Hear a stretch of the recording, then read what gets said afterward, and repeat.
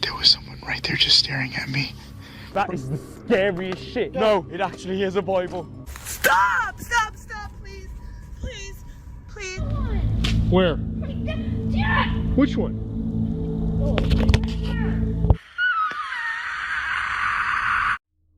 This chilling video comes from the YouTube channel Midwest Ghost Hunter, where Ian documents his solo adventures into some of America's most haunted and mysterious locations in search of undeniable paranormal evidence. In this investigation, Ian travels deep into the forest to explore a Native American burial mound, a sacred site long believed to be haunted by the spirits of those laid to rest there. Legends tell of unexplained phenomena surrounding these grounds, and Ian is determined to spend the night in hopes of capturing something extraordinary. It's October 10th, 2023. After a long, rugged hike through dense woods, Ian finally reaches the ancient burial site. As he sets up for his overnight investigation, all seems calm, until an unexpected downpour interrupts his plans. This time, I'm at a very interesting location. It's way out in the woods. It's very secluded. Not many houses near here. Something happens to me out here, I don't think anyone's gonna hear my screams, which is kind of scary. You know, there wasn't really supposed to be a storm, but if you look, I got some ominous clouds coming in, and the wind is starting to pick up, and I'm starting to feel raindrops. Oh man, I hope it doesn't rain too hard. It wasn't supposed to, but I'll have to recheck the forecast. Hopefully it's just brief. Just brief enough to energize this place. The heavy rain forces him to wait, but eventually the skies clear, and as night falls, Ian resumes his mission, unaware of the terrifying events about to unfold. Alright, the storm has passed. It should be a clear night from here on out. I can definitely feel the electricity in the air right now. And here we are. Right when you walk in, there's the first mound.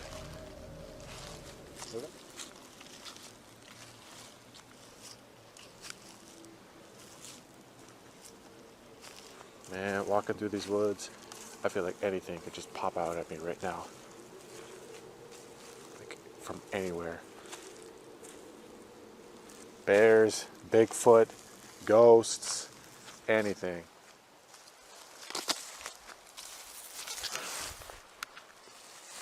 Okay.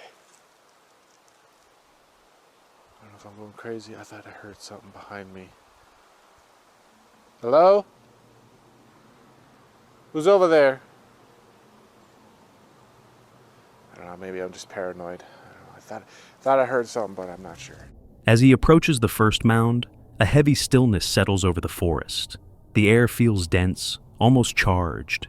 His nerves begin to tighten. Suddenly, strange rustling sounds echo through the shadows, too deliberate to be wind, yet no visible source can be found. Despite the unease creeping in, Ian pushes deeper into the forest. Then, footsteps, clear, measured, close. Yet again, no one is there. Oh, holy shit. Okay. Alright. Okay, I don't know, man. Maybe I'm not going crazy. I don't know. I don't know if I should try this, but I'm going to try walking backwards because I want to see what's coming up behind me.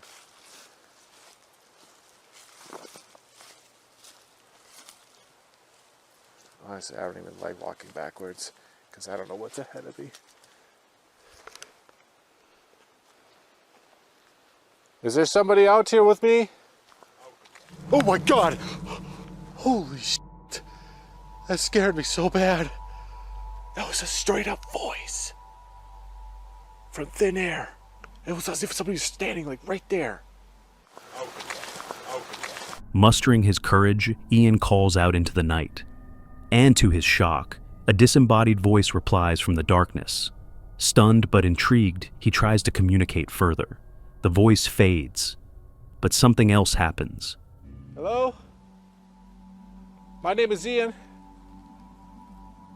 Could you tell me your name? Are you standing in this exact spot right here? Could you say something? You might not even understand me, that's the thing. Oh, man. I'm getting really chilled over here. I'm gonna walk up a little closer. I'm coming towards you. I mean you no harm.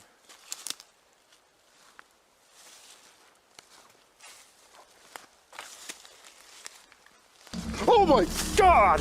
Holy shit! Oh my God, something just grabbed my shoulder. Holy moly. I'm sorry, I didn't mean to react that way. You just scared me.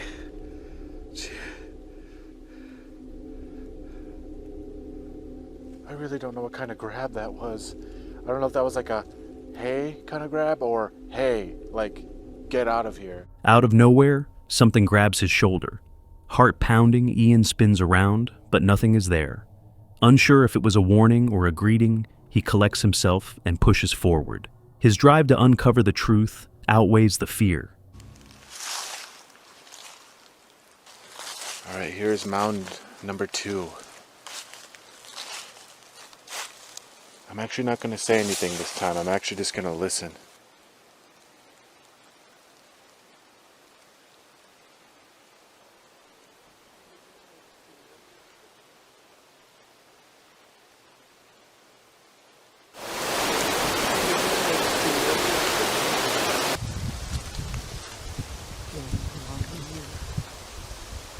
Oh my God, I'm hearing all kinds of things over here. It sounds like voices, but they're so faint. This place has got a lot of spiritual energy. Like I could just feel it walking through here. And it's a good kind of energy. It's like peaceful. At least I hope it's all peaceful. I know there's apparently a wolf spirit out here somewhere. Okay, I keep hearing like animals out here moving about. I think they're getting spooked by me. Anybody down here?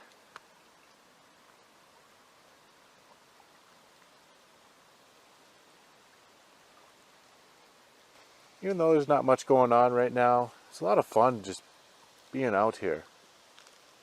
Out in the wilderness. Even though it's dark, I can barely see 10 feet ahead of me. Still a lot of fun.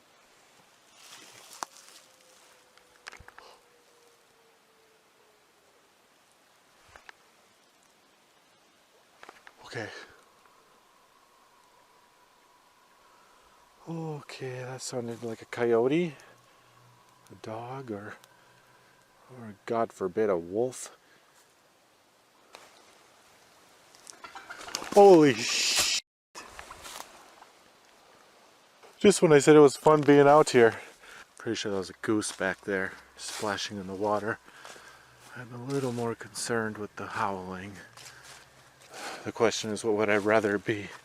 A wolf spirit or a real wolf?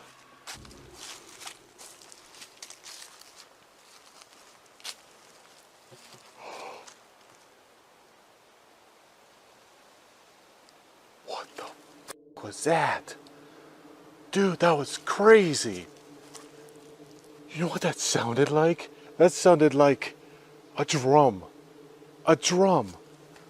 It was like a tribal drum, like in a ritual or something. It was coming from this area.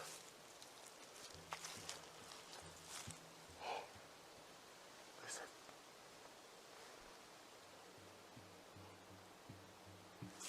Dude, that is so crazy. I mean, what else could that be? That is undeniable.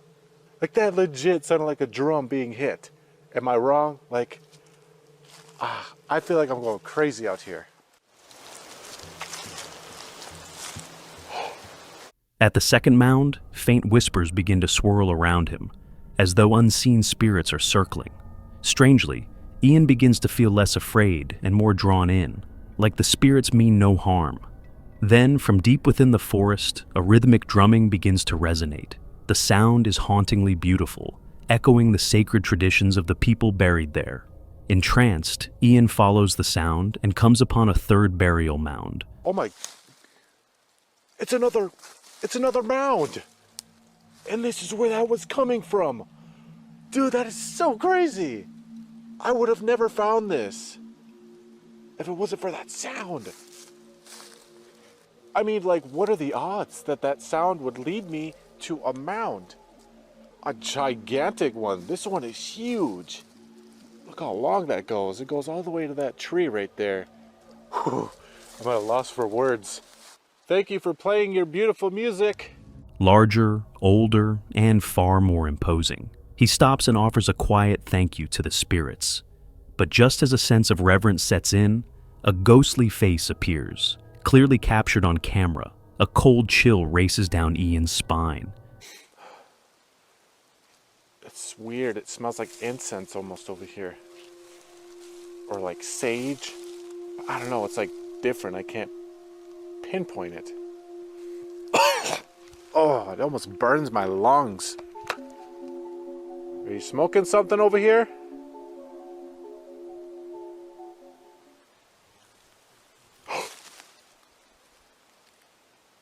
Okay. I just heard talking. That sounded like a male voice.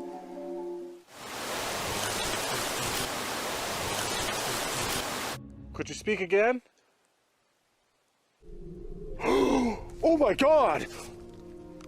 Dude, that was a face! I just seen a face! That was a glowing face!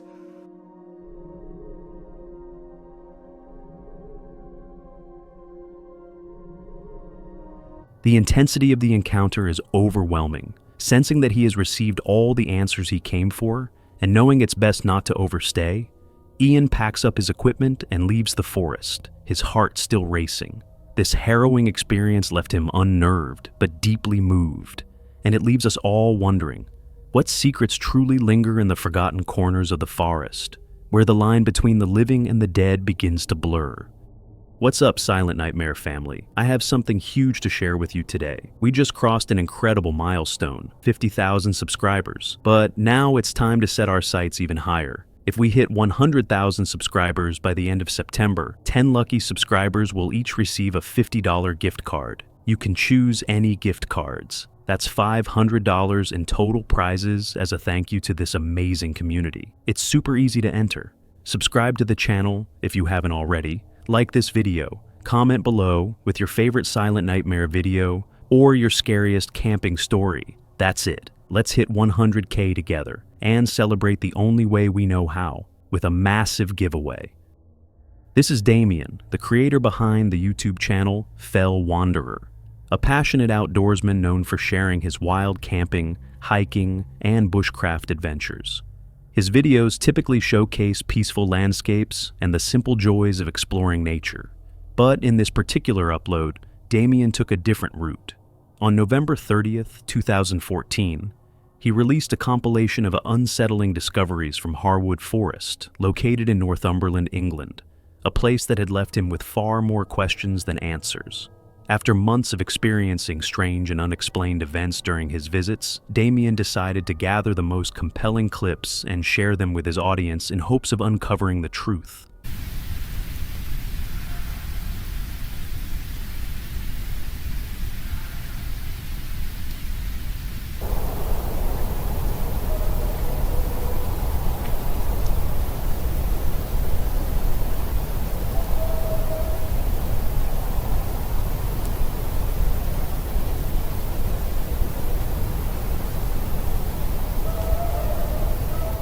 Across multiple videos recorded on different days, an eerie, almost melodic singing can be heard echoing through the woods. At times, the haunting sounds are accompanied by the unmistakable crack of snapping branches, as if something large was moving nearby. But it wasn't just the sounds that raised concern. Damien also came across several disturbing finds.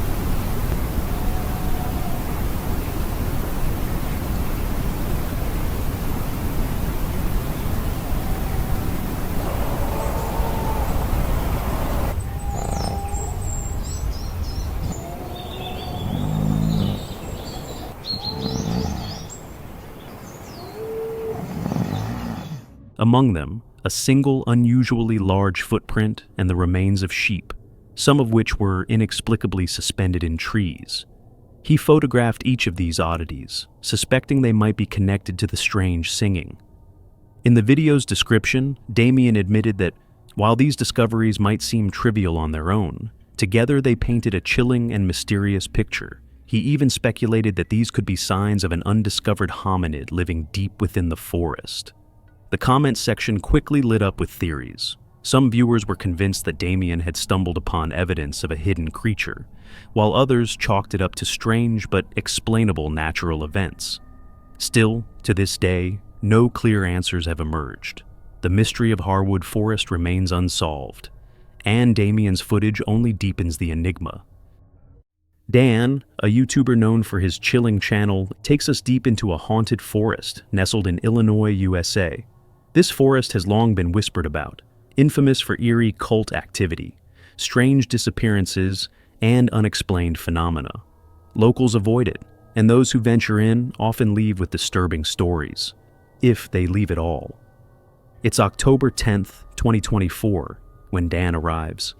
The woods appear calm, almost ordinary.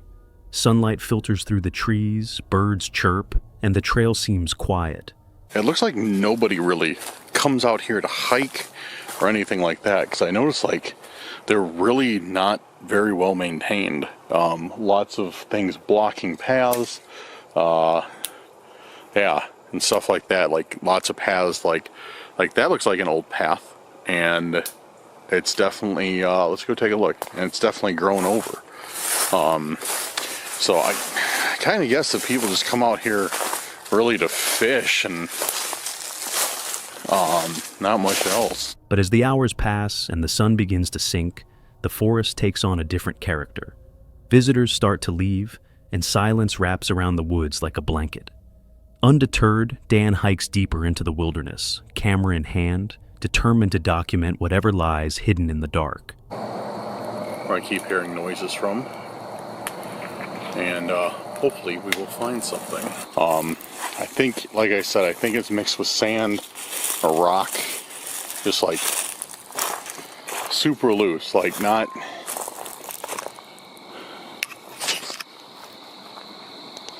What was that?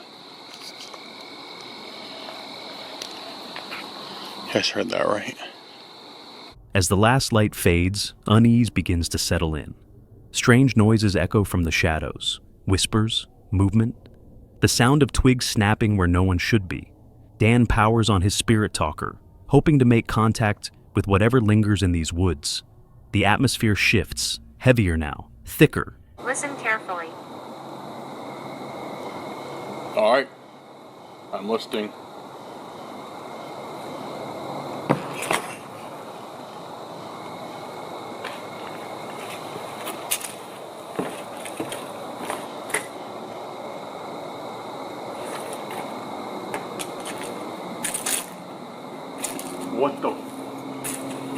What was that, dude? Holy. So I'm like on this wooden pathway, as you guys can see. Dude, it sounds like silent. It sounded like something just jumped down on the middle of this path, of this pathway. Suddenly, a loud bang erupts nearby, stopping him cold. He whips his flashlight around, scanning the forest. Nothing, no movement, no explanation. His nerves on edge, Dan decides to head back toward the safety of his car. Okay, I was gonna go down this way, but right before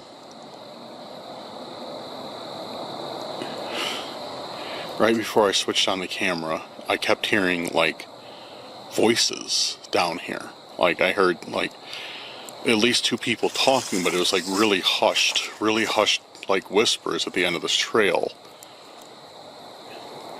I'm wondering if it's just people who haven't cleared out yet, you know what I mean? Like just campers, whatnot, who haven't like cleared out or anything.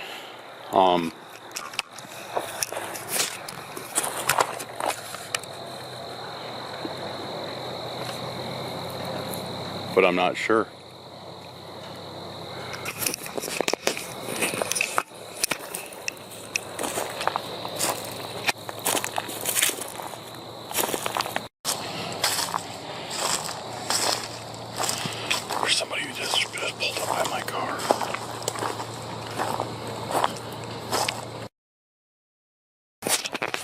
Okay, we're good. We're good.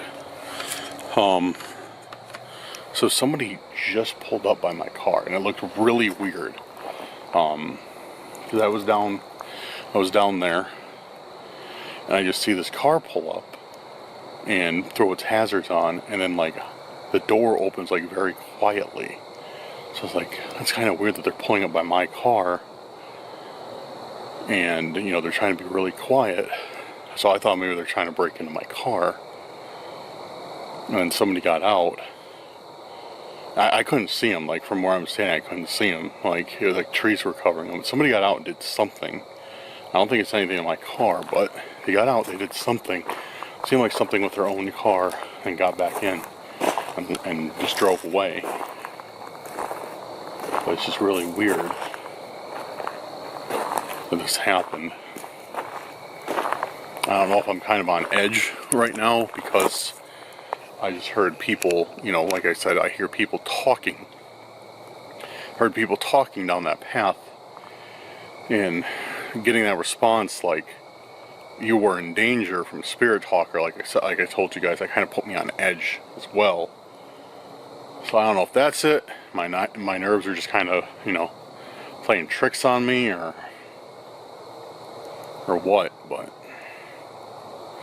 I'm gonna give it a break for now. What time is it? Might be late enough, right? On the way, something even stranger happens. A vehicle briefly pulls up near his parked car, idles for a moment, then drives away without a word. Dan can't shake the uneasy feeling. Still recording, he gets into his car and locks the doors, planning to rest a bit and let the camera roll, just in case anything happens overnight. I got a fresh battery in the camera, so it should be, and plenty of storage on the SD card, so I should be able to just let her go, let her rip, and yeah, film myself sleeping and catch anything that could be weird. So about an hour later, he's jolted awake by an intense, blinding light shining directly into his car.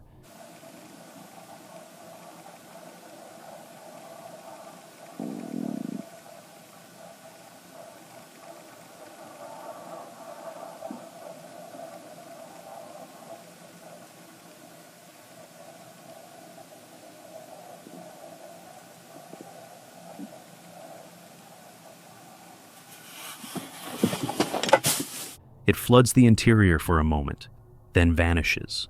Stunned, Dan grabs his camera and scans the tree line. No voices, no footsteps, no sign of police or anyone.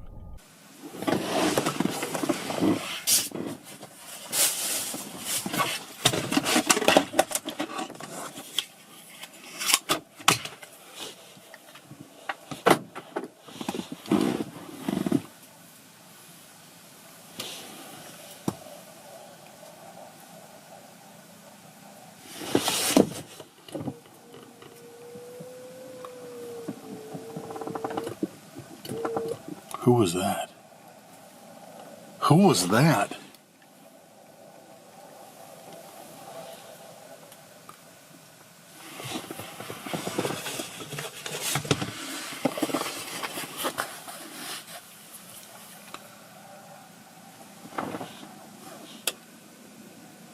I don't think I should get out of the car. I definitely don't think I should get out of the car. Camping here isn't allowed, and if it was law enforcement, why didn't they approach him? With no answers and a growing sense of dread, Dan starts the car and drives off into the night. The forest gave him no proof, no clear answers, but someone, or something, was watching, and Dan's not sure he'll ever go back. Joe and Elliot, the popular duo behind the Ghost Theory YouTube channel, set out on one of their most chilling investigations yet, an overnight stay at Brookwood Cemetery in Surrey, England. With over 250,000 graves, it's not only the largest cemetery in the UK, but also one of the most notoriously haunted. Locals have long reported eerie mists, distant cries of women, and the unsettling sounds of babies wailing in the dead of night. It's June 26th, 2024. Hoping to capture undeniable paranormal evidence, Joe and Elliot venture into the cemetery as dust settles over the dense forest that surrounds it. The further they hike into the graveyard, the heavier the air feels, a deep sense of unease slowly creeping in. They set up camp as darkness envelops the grounds. Strange noises echo through the trees, sending chills down their spines. Despite the growing dread, they press on with their investigation, determined to uncover what lies hidden within Brookwood's shadows. That we've put down near this cross here. It's a bell. If you touch it, it will just make a normal bell sound. This device just on here.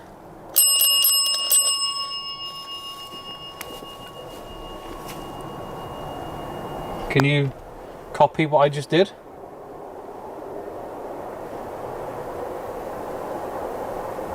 You might not actually have to press the button. It might go off by just going near it. In the heart of the cemetery, they place a small bell, a trigger object said to ring when a spirit is near. Moments after setting it down, the bell begins to chime, not once, but several times. Intrigued and unnerved, they begin asking questions aloud, and to their astonishment, the bell seems to respond. I'm actually amazed at how quiet it really is. Well, I couldn't have timed that any better. Thank you very much.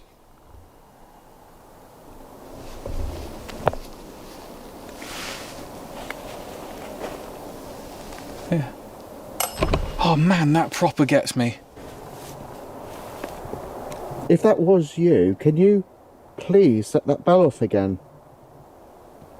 Can you do it after I ask? Oh man. Oh. That was perfect timing. That makes me jump. Thank you so much there. That's really amazing.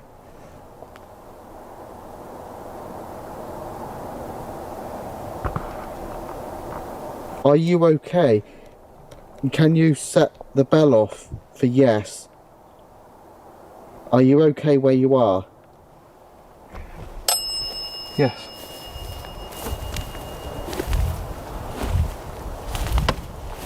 Thank you. Who are you? John Stevens. Died in April 1923.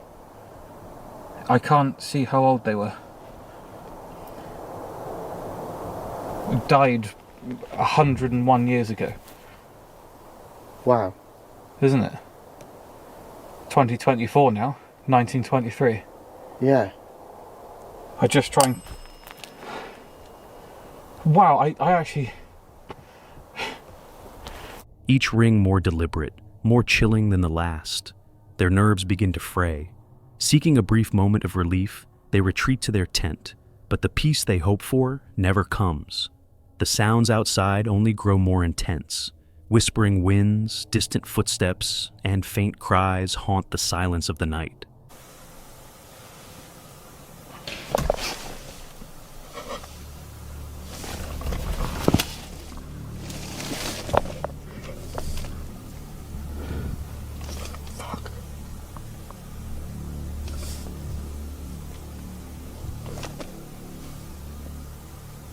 Is that what I thought that was? What? The gate. Yeah. It's good. Can you see that? I don't know.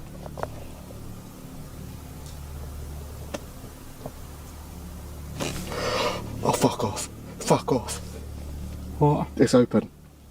Suddenly, a loud metallic bang cuts through the darkness. Startled, they rush out to find the cemetery gate, which they had seen firmly shut earlier, now standing wide open, with not a soul in sight. The realization that something, or someone, opened it hits them hard. But despite the fear clawing at their insides, they bravely approach to investigate. You're having me on? No, I'm not. I swear I'm not.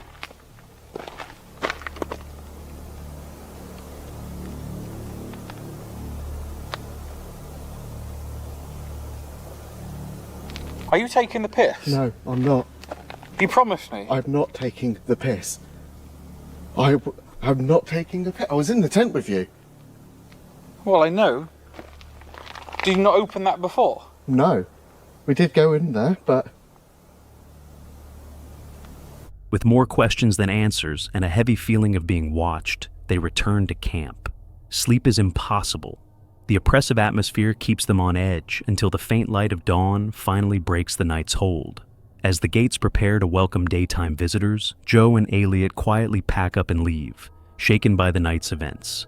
They may have walked away from Brookwood Cemetery, but the haunting memories and the unanswered questions follow close behind. Meet Chris, a YouTuber you might recognize from his channel, Omega. For over a decade, Chris has captivated audiences with thrilling videos, starting with lighthearted content before diving headfirst into the eerie world of haunted and abandoned places. But in this video, we're taking you back 5 years, to May 7th, 2019. A seemingly peaceful day when Chris set out on one of his most chilling adventures yet, an overnight trip to the longest abandoned Nazi train tunnel, a place steeped in mystery and death. Hidden deep in Poland's Ole Mountains, this colossal tunnel system was constructed during World War II, allegedly intended as a top-secret military base. To this day, no one truly knows its full purpose. Construction was never completed, and very few records remain. Stretching for miles underground, these tunnels were carved out using forced labor, costing thousands of prisoners their lives. Now, all that remains is darkness and unanswered questions. Man, it seemed like forever since I've done one of these. According to the GPS, we're coming very close to Spooner's Tunnel now. I think it's just down at the bottom of this hill here. I'm actually quite anxious about doing this overnight challenge. You know, it's a dark, creepy, really long tunnel, and you know, I don't know what kind of people are going to be up here. So yeah, the nerves are just starting to kick in now, especially being alone. Okay, here we are here. The only person I have with me is Max. You know, man's best friend and everything. Oh man, look at that. There's a vehicle over there that's burnt out too. Oh man, look at it.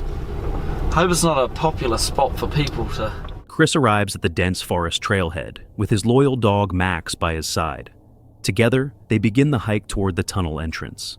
As they approach, a strange unease sets in. A chill runs down Chris's spine.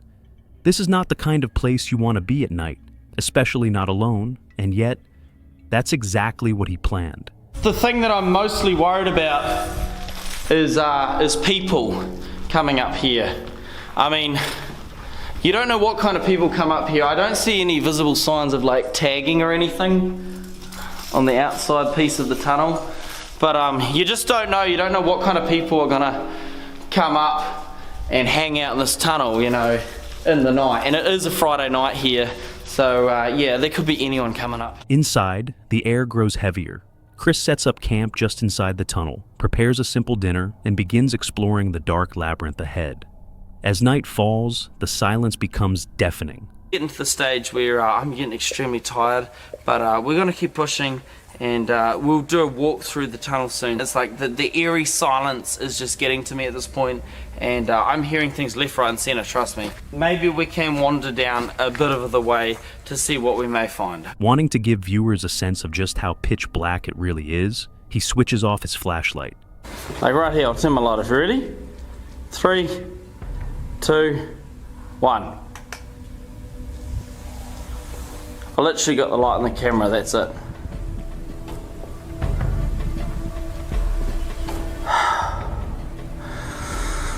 Oh man, this is pretty creepy actually. There's like nothing. It's like dead silence. Max. Sorry, I got to turn the light back on, there he is. I'll say it's really strange without the lights on. It's weird, man. Like, you're underground in the middle of nowhere. It's strange. You don't know what you're gonna find down here. I think that's the biggest thing. I mean, if you look down there, like, that's how far we are away from the entrance that we came in.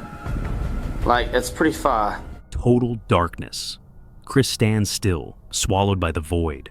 The eerie quiet, broken only by distant echoes, starts to feel oppressive. But what comes next will make that moment seem tame. Later that night, with his camera battery drained, Chris returns to his campsite. He lies down, trying to rest. Main camera has died, the battery's absolutely shot, and I've also managed to bust the microphone on my main camera too, which I'm using on this camera. It's about 3-4 in the morning. I feel extremely tired, and I don't feel like I'm on this planet right now. I honestly keep hearing things, it's ridiculous, I don't know. While the hollow tunnel groans around him, then suddenly, a strange beeping sound pierces the silence. It's coming from deeper inside the tunnel. Oh my gosh, damn tripod. I hear some sort of tune. Max, come here. Come here. Oh, shit. Max. Who's that? Who's that, Max? What the actual? Can you guys hear that? Max! Reluctantly, Chris grabs his light and ventures toward the noise, trying to find its source. That's when he sees it. I don't know if you guys can hear this on the camera, but there's something. What is that?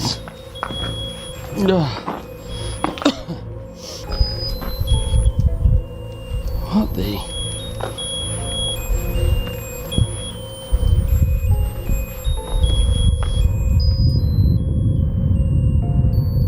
Hello?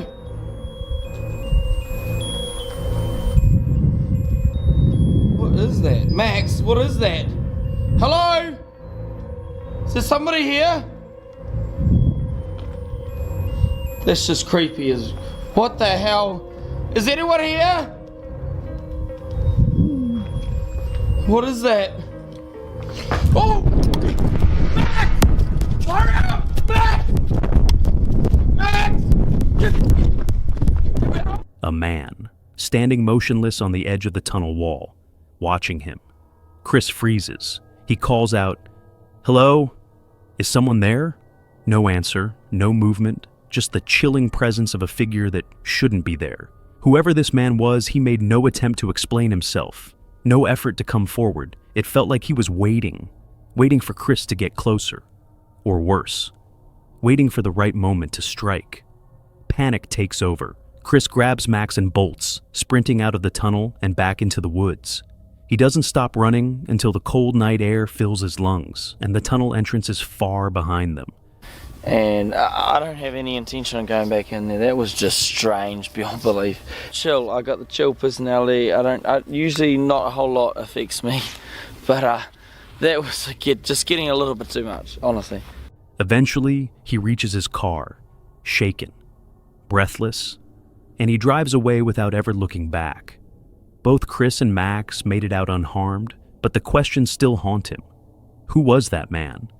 Had he been watching them all along? And why was a haunting version of Happy Birthday echoing through the darkness? Was it a trap, a warning, or something far more sinister? Luckily, we'll never have to find out. Chris later admitted he has no intention of ever returning. And after hearing this story, can you blame him? This chilling encounter was captured by Franco, a beloved YouTuber you might recognize from his channel, Franco TV. Known for his fearless solo explorations of America's most haunted places, Franco regularly ventures where most wouldn't dare. But this time, his journey would take him far from home, and into something even he wasn't prepared for. It was the night of July 13th, 2024, a warm summer evening in Chile, when Franco set out to do something unthinkable: camp overnight in a notoriously haunted cemetery. This wasn't just any graveyard. Local legends told of strange sightings, paranormal whispers, and something darker lurking after midnight. On top of that, it was plagued by frequent break-ins, where desperate thieves would steal from the dead. Most people wouldn't step foot in such a place after sunset, but Franco was determined. Luckily enough, I got to know somebody who knew somebody who was eventually able to give me access to getting to this location. I am in a huge graveyard behind me. This is nothing. It goes on forever. However, it is extremely dangerous being towards the back because people come through here all the time robbing and stealing and stuff. And the problem with this location is that the law doesn't protect me here. So it's hard to defend myself when if I do defend myself, I go to jail, directly to jail. So hopefully nothing bad happens. I'm not sure what the universe has for me in store for this location. But that being said, let's get into the video. He had arranged legal access to the graveyard, which is usually locked up tight at night to keep out vandals. From the start, Franco made it clear this place wasn't safe. But still, he pressed on, hoping to document whatever paranormal energy lingered among the graves. But spirits weren't the only thing waiting for him. And shadows, pretty much shadow people. Everything that you would see in a graveyard at night technically happens here. Look at that. I don't even know what the hell that is, but that scared the hell out of me. Apparently these are built all through the graveyard as well. And I feel like it's just built just to scare the hell out of you.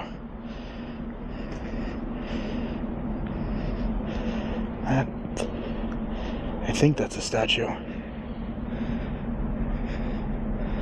Jesus Christ, that is horrifying. Yeah, that's a statue. Look at this.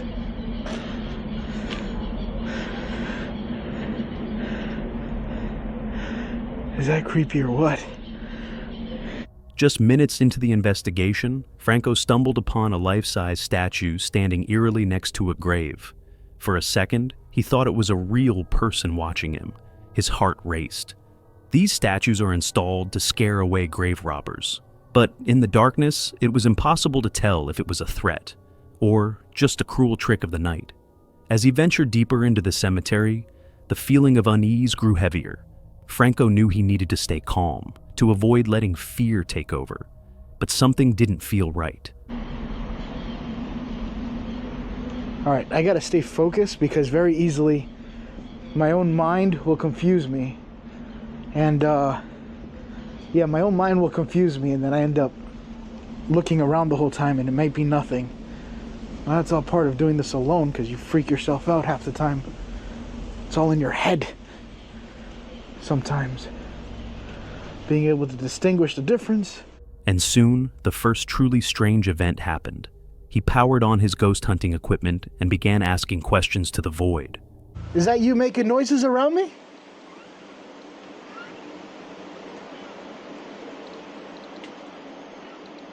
It is so dark here.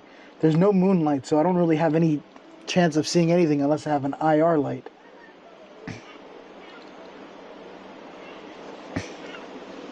Chance of seeing anything unless I have an IR light.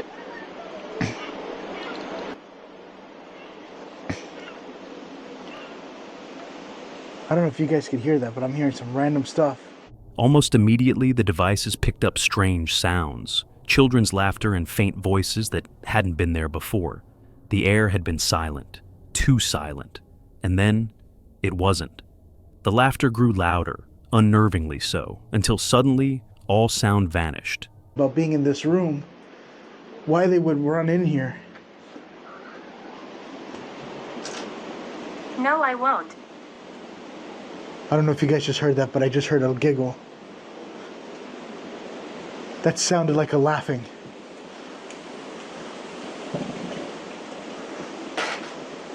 Oh, that was creepy. I just literally heard a laughing. Why they would run in here. Dead silence, as if whatever was trying to communicate had abruptly pulled back. After 10 long minutes, Franco packed the equipment away, unsure of what he had just experienced. But the night was only beginning. As he walked further into the graveyard, he noticed something odd. There's so many noises everywhere, it's hard to tell. Like anyone could just walk up on me right now. And I would think it's just part of the surrounding sound, so I don't know. Oh my god, my imagination's going wild right now. The hell was that?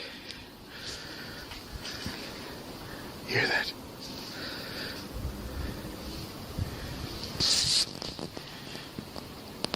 That sounds like something moving for sure.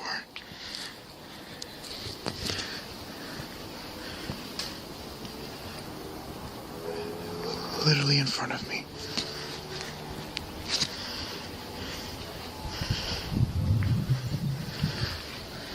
A birthday balloon, swaying eerily in the light breeze. The sight was out of place.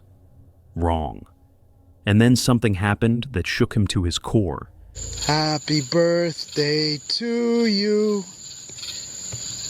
Happy birthday, dear. Holy something just hit the balloon. The balloon just moved kind of chaotically right now. The balloon moved, not from the wind, but as if something invisible had touched it. Franco scanned the area with his flashlight. Nothing, no strong wind, no person, no movement, and yet something was there, watching. Now, fully on edge, Franco switched his camera to night vision and sat silently among the graves, trying to make further contact, while also remaining hidden from any possible intruders. And that's when his camera picked up something truly terrifying. Is there anybody standing next to me? Over here is that creepy statue. Let's see if I can find it. Right there. Oh my god, that is horrifying. I just noticed that she's got a Catholic necklace. It's just creepy on thermal. Everything on thermal is creepy. Is there anybody that would like to communicate with me tonight? Now's the time to talk. What the was that?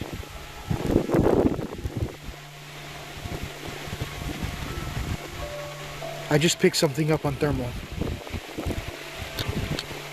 And I don't even know what the hell it was. A dark, shadowy figure moved between headstones before vanishing completely. Franco froze. He rewound the footage. It was there. He switched to thermal imaging, trying to see if it was a person, but nothing appeared. No heat signature, no living body. Was it someone hiding or something not human? I want to see if it gives off any thermal heat.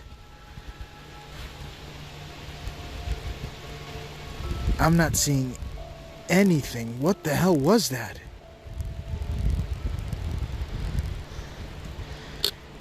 Whatever it is just stopped right over there and it's kind of hiding. I just switched back, and what is creepy is that whatever the hell I just seen,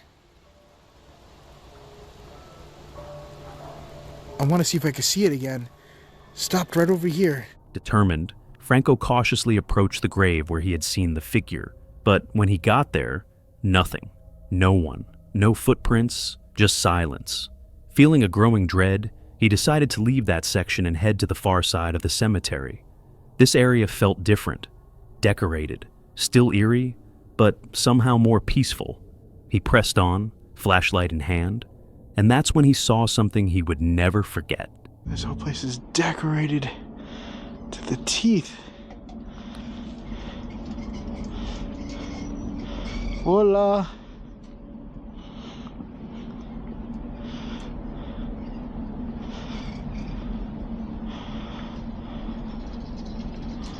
Oh, fuck. Holy shit. Well, that's what's making that noise. Why would you do that? They put a picture and it looks like somebody was just hiding right there. I still thought it was a person.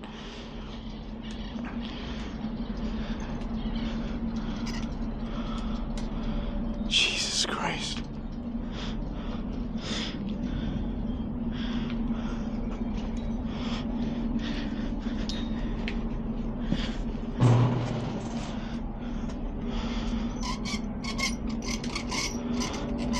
That is so messed up. They put a life-size picture of this kid and that scared the hell out of me. I thought somebody was just hiding right behind me. That literally got me to my core right there. The thing is that even though I saw it and it scared me, I was expecting for me to just fight it for some reason. It was just a piece of cardboard. And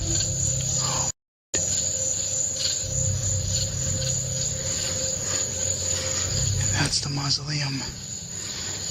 What the is that?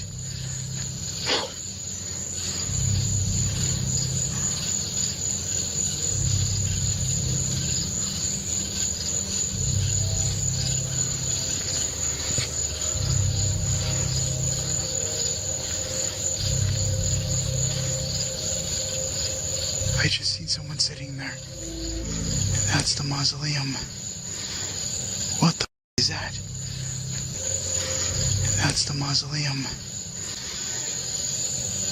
What the is that? The details of what he saw aren't clear, but whatever it was, it terrified him. Enough to make him retreat. Franco tried to calm his nerves, reminding himself of his goal to stay the entire night. But I definitely seen something black. I'm pretty sure that's where the sounds of the screams are probably coming from.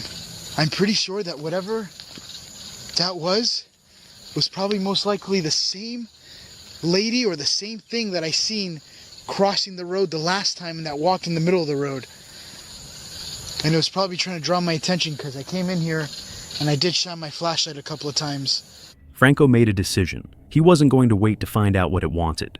Choosing safety over answers, he backed away slowly, never turning his back, then made his way out of the graveyard as quickly and quietly as he could. When he finally reached his car, he drove to the nearest hotel, shaken and sleepless. Days later, Franco uploaded the footage to YouTube, and viewers were stunned. Some claimed it was a hoax. Others believed he had come face to face with something truly supernatural. Franco himself admitted, the events of that night still haunt him. Was it a spirit? A prankster hiding in the dark? Or something far worse, something demonic? We may never know. But one thing is certain. Franco has never returned to that cemetery, and he never will. Meet Juice, Flip, and Kyrie, the fearless trio behind the YouTube channel Project Purgatory, known for their adrenaline-fueled adventures through haunted forests and abandoned buildings. Over the years, they've explored some of the creepiest, most unsettling places imaginable, but nothing could have prepared them for what happened on the night of January 10th, 2024. It was a cold winter night, but their excitement burned strong. They were heading to a location they had been eager to explore for weeks, the Cobb Estate, located in Altadena, California. Once a grand mansion built in the early 1900s, the estate was abandoned and demolished by 1959. All that remains now is a dark, winding forest trail, known by locals as the Haunted Forest, a place infamous for ghost sightings, eerie whispers, and unexplained phenomena. As night fell, Juice, Flip, and Kyrie arrived, ready to uncover whatever secrets the haunted forest had in store. Far out? 15 minutes away from the Cobb Estates. We're about to hike up this trail, find this mansion, see what we see up there. But we are venturing out into no man's land. Don't know if we got service out there. It's literally cut off from the city. We go straight into the mountains, into the forest, so hopefully we don't get lost, actually, most importantly. Oh, I feel like we're being followed.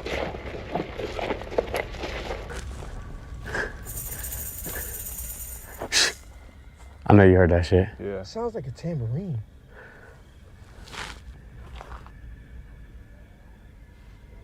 I know you hear him laughing. Yeah. You don't hear him laughing? Flip, you don't hear this nigga laughing? He's in the bush right there.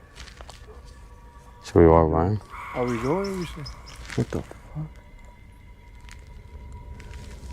Should we go over there? Yeah. Let's go. If anything, we're straight. Go trip him up. Bro, keep your light on this nigga. What the fuck? I definitely heard that shit. No, it's like over there somewhere. But the deeper they hiked into the woods, the more unsettling things became. Branches snapped in the darkness. Faint, ghostly laughter echoed between the trees. And then, a strange rhythmic sound, like a tambourine, started following them. Still, they pressed on. Suddenly, out of the bushes, a man emerged. He didn't speak. He didn't move. He just stood there, watching them.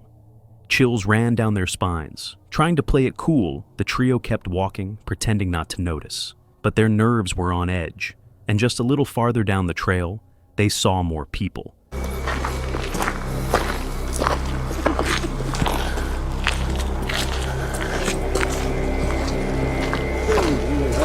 Bro, what? I don't even... Okay. Walking through, we see a group standing around in a circle. 2 of them laughing for no reason. We start walking, we see one pop up behind a bush, just standing there straight staring at us. Then the group, all in a circle, starts looking at us while we walk by them, and then they start following us as we walk by them. So we all got our shit out right now. Nah, this ain't one of them ones, bro. This ain't one of them ones. I'll take a nigga off a cliff with me. I'm surviving, bro, that's all I know. This wasn't just a group of hikers. These people were performing some kind of ritual, laughing maniacally, chanting, and making inhuman noises. The air was thick with dread. Realizing they had walked into something dark, something dangerous, the boys turned and ran. Following us right now. They're following us, bro. They're following us. I know they're following us. They're following us. Come on, come on. Yo, don't put the light this way. I can't see that way. They're following us, bro. Yo. You heard that too? Yeah. They seen a group of bogeys, bro. Laughing, following us, staring at us. Bro, that dude in the black staring at us while we walk by is real life fucking creepy. We can't be turning around too long.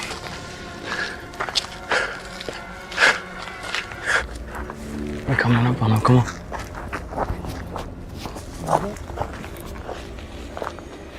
I'm not sticking around. Yeah, that's removed. I feel like they surrounding us.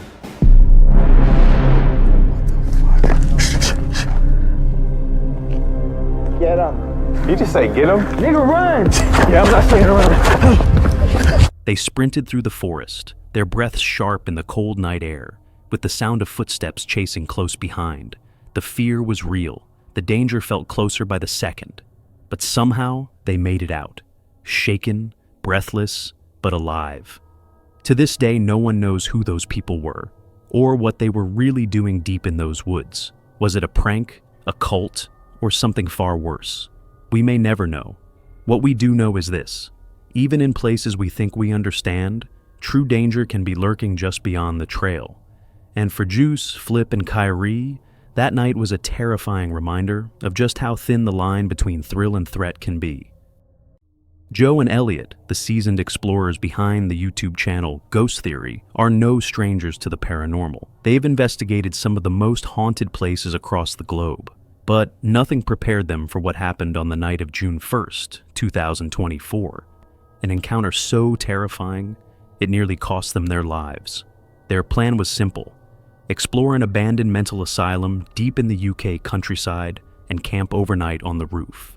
The asylum, forgotten for over 30 years, was infamous for its dark past, tragic deaths, inhumane conditions, and whispers of lingering spirits. But ghosts would be the least of their concerns. As they hiked through the dense forest, the asylum emerged like a shadow from the past, its crumbling silhouette framed by the last light of day. A chill swept through them, not from the air, but something deeper.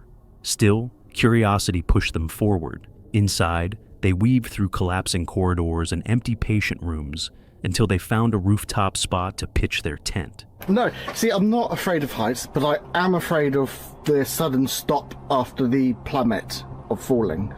Yes. Well, anyway, so we've decided actually that due to the amount of dust and everything, we thought it'd be best to go somewhere where there's quite a lot of ventilation, and where better than outside. So we're going to the Holiday Inn, just down the road. Yeah. So basically, we are going to be camping on this. For a moment, everything seemed calm, but Joe and Elliot weren't there to relax. They were there to investigate. After setting up camp, they decided to explore the building, searching for hotspots of paranormal activity. But before they could even set up their equipment, the disturbances began. Now, you kind of want to find the areas that's going to cover like all rooms, corridors, and most open spaces.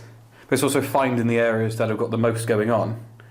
If we go somewhere and there's constantly activity or something there, you know, to leave a camera there. But we also haven't ever really had a good look around this building. No. So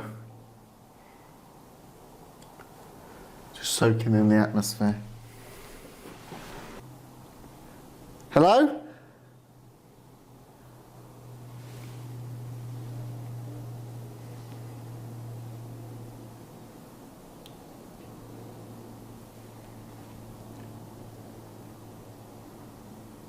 Is anybody here that can hear us? Soft footsteps echoed from the floors below. They called out. No answer. Silence fell, thick and unnerving.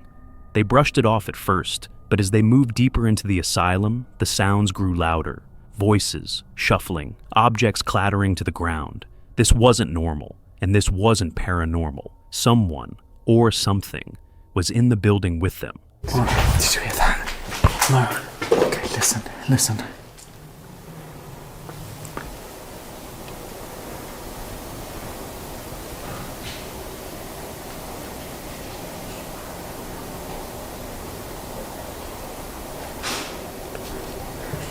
That's people.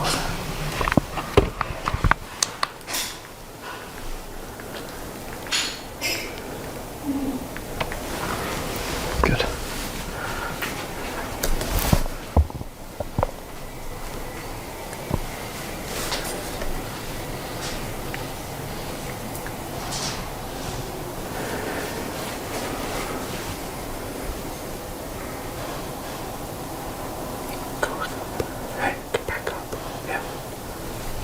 Cautiously, they crept upstairs, switching off their lights and activating night vision. They sat silently, straining to hear. That was really weird, though. It was like it was people, but then just went. But they're just throwing stuff around. Were they?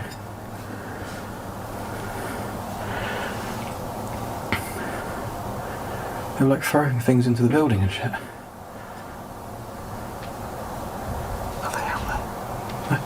I can't see them. I can hear them. Yeah, I don't like it. They were quiet because it's not like people have just like come in, They've not come in around, chatting and stuff either. Yeah, there's just random things got thrown about from like multiple angles. Then more noises, heavy footsteps, voices again, closer now. They waited 5 agonizing minutes in darkness before deciding to investigate. What they saw made their blood run cold.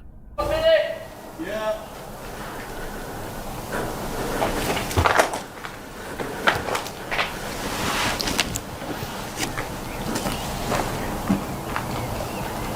What the fuck?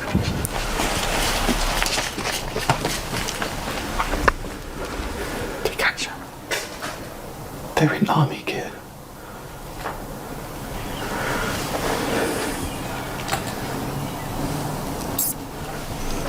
There's 2 of them.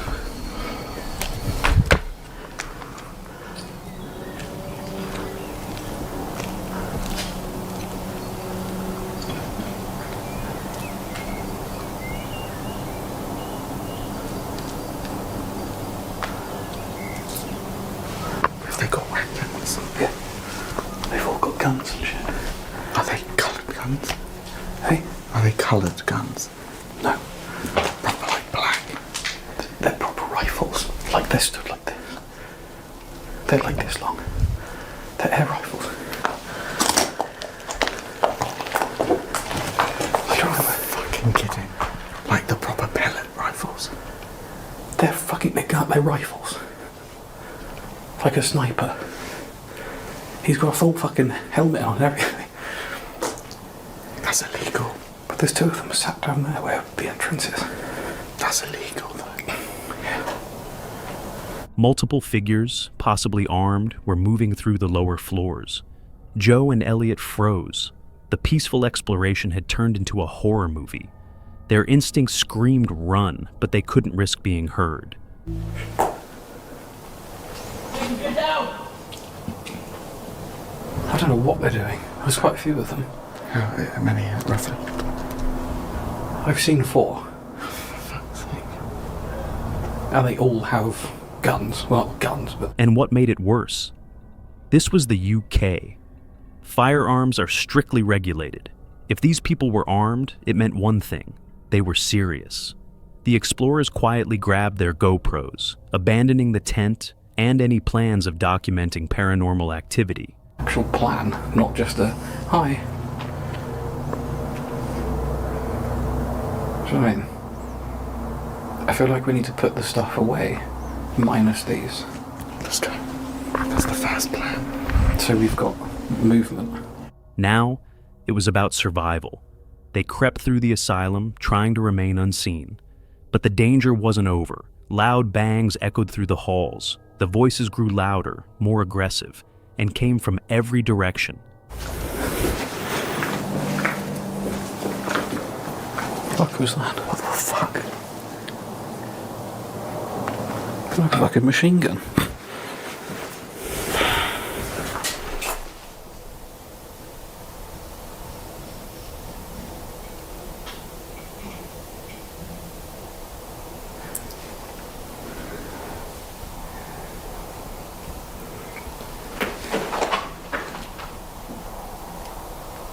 Hello?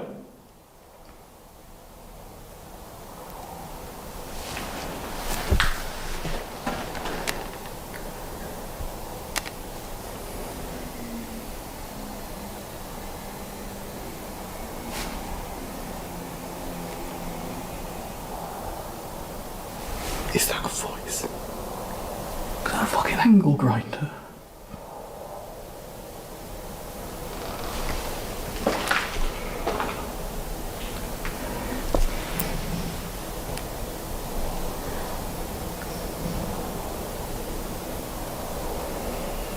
But if there's someone here, hey? But if there's someone here now,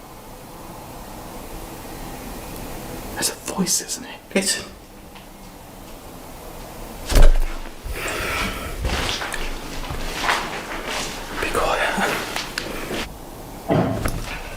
This is some horrible fucking shit.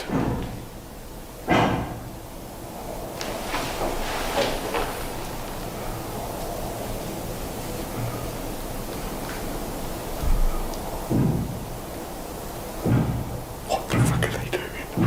That's very fucking loud.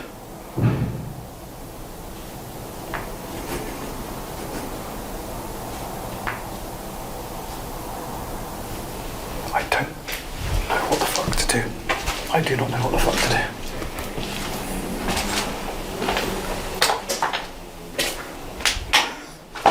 Is that outside? What? Is that outside? Shit, fuck.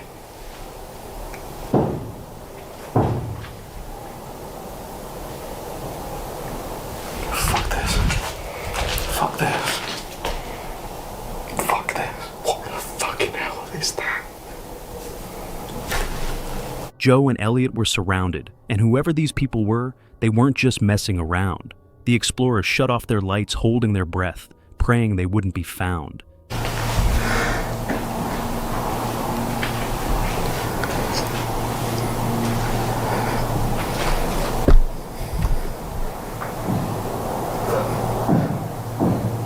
Is that the end of that corridor? Is that the end of that corridor?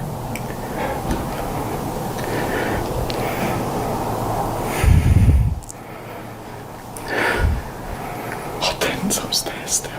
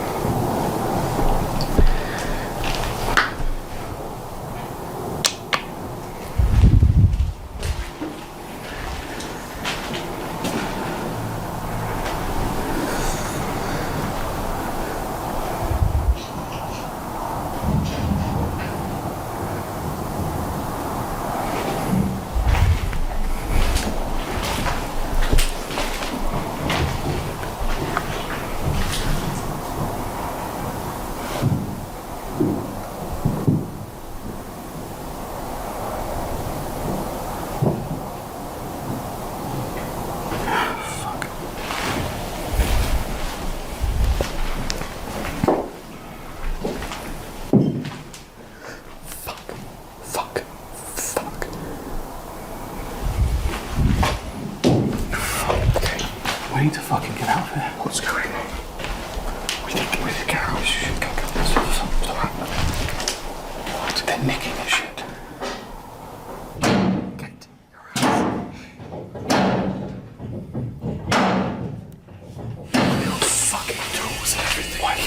making noise.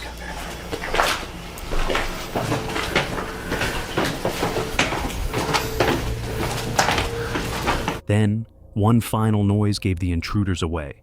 A loud metallic clang echoed from just down the corridor. That was their chance.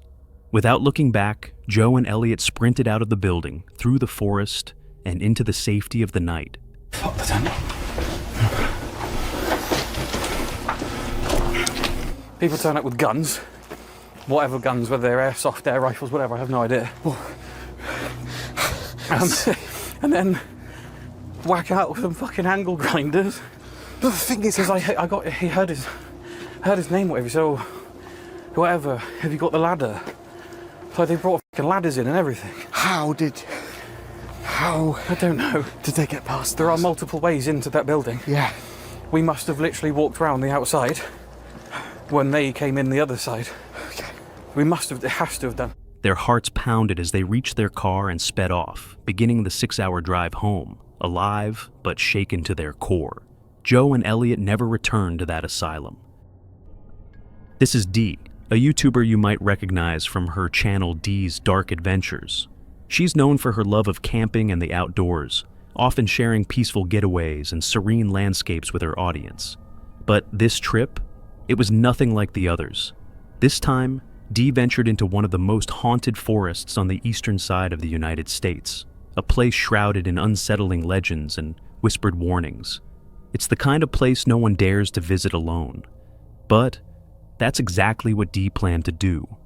As the video begins, Dee cheerfully introduces her van setup, showing viewers her cozy mobile campsite.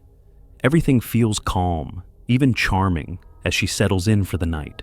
But once the sun disappears behind the trees, so does the feeling of peace. The forest begins to change. Strange noises echo in the distance, twigs snapping, footsteps crunching in the underbrush, and an eerie rhythm of movement circling her van.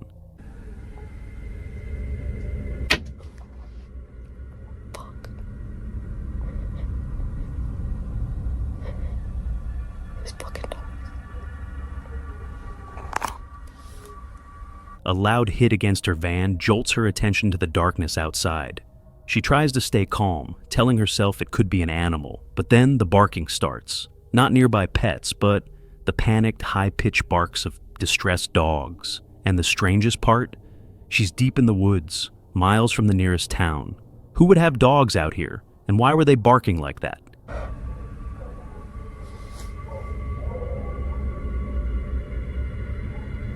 they looking? Time drags on. Another knock, then the sound of rustling leaves, closer this time. Something, or someone, is out there.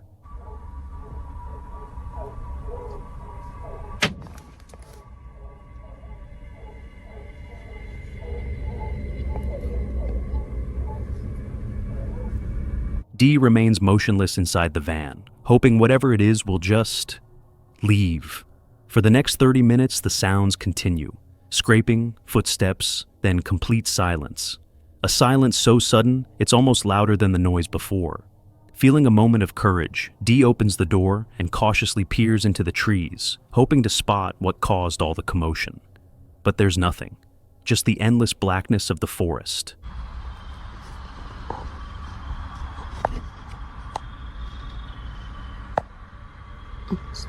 Stick break, dude. Stop.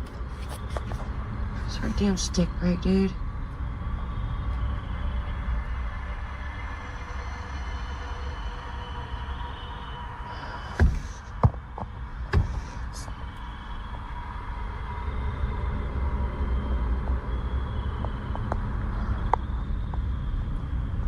Dude.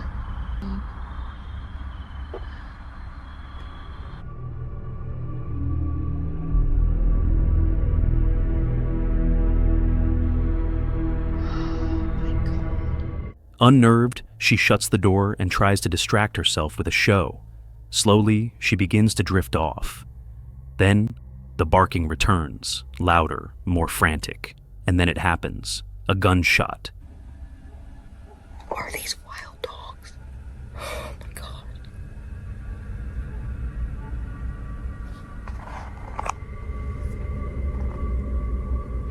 It rings through the woods like a warning.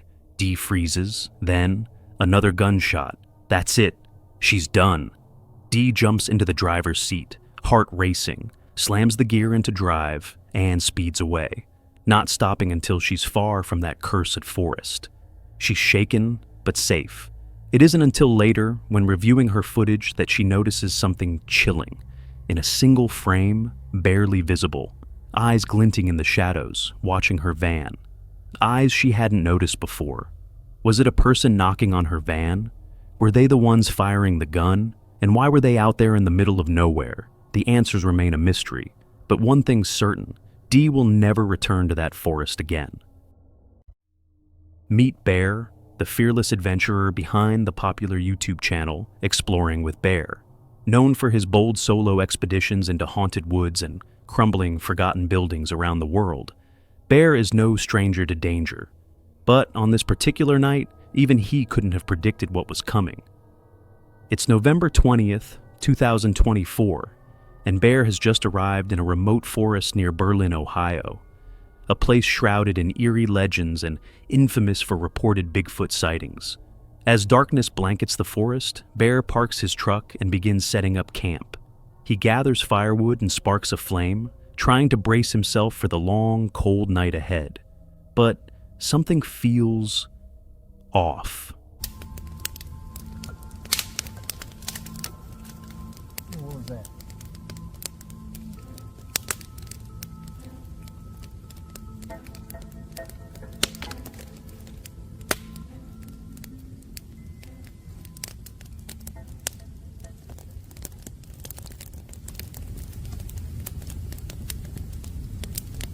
Like, I thought I was seeing stuff earlier, but I know I just seen that. Was it just a real quick, like, flash?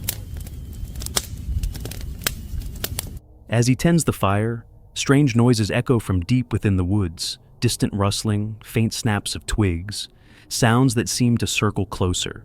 An unshakable feeling of being watched creeps in. Bear, ever the skeptic, tries to brush it off as just his imagination playing tricks on him. Still, the unease lingers.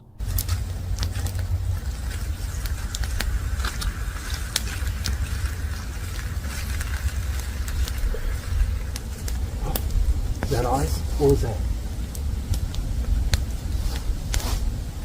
Where's my flash?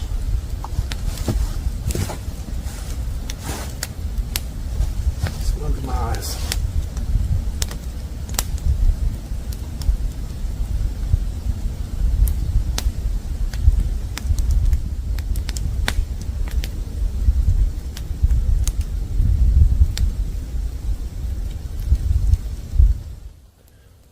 So while that cooks a little bit longer, let's do a quick perimeter check, because I feel like I'm being watched.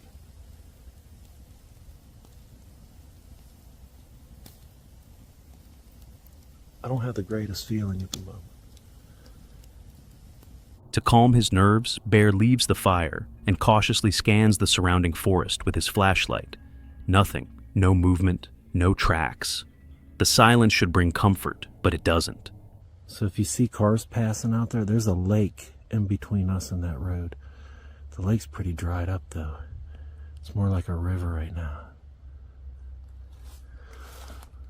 This is the area that Matt Moneymaker from Finding Bigfoot.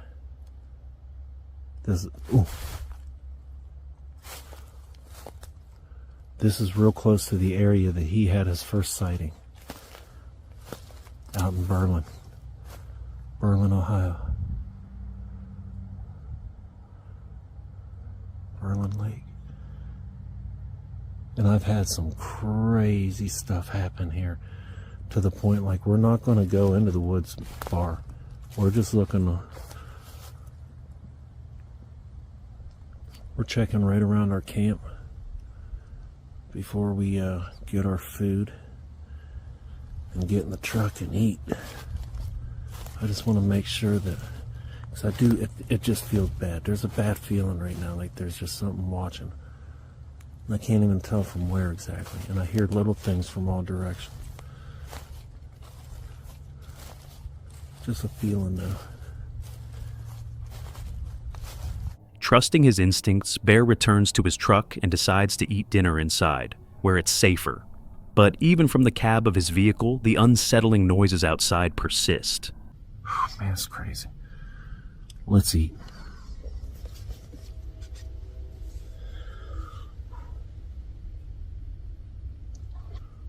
Check that out.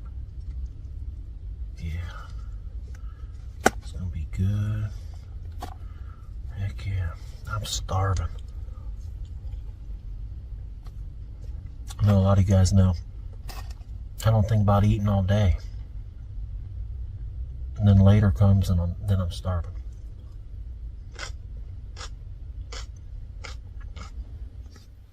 You guys hear that?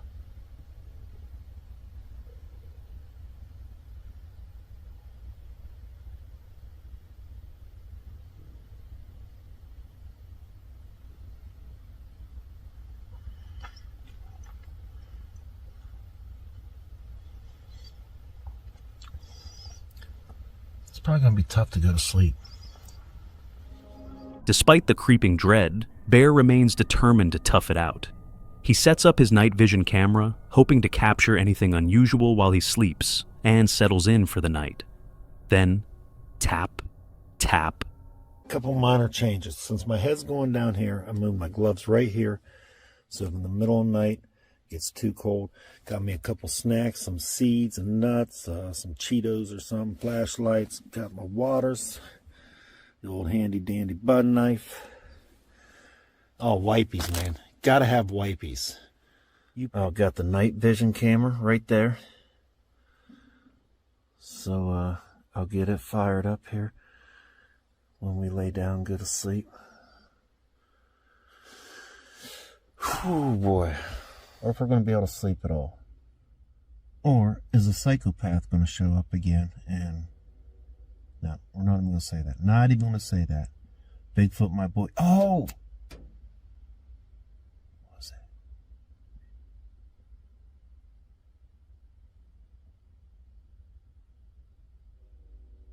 Something hit the truck.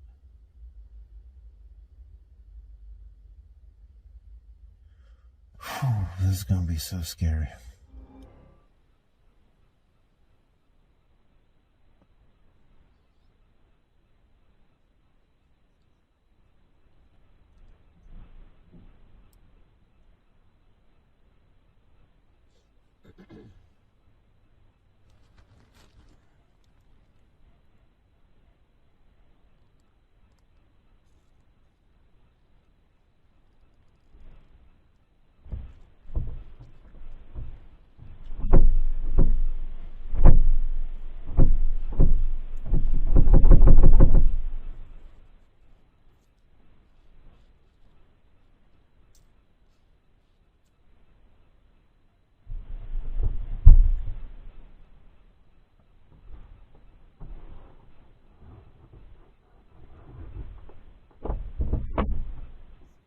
Two soft, deliberate knocks on the side of the truck jolt him upright.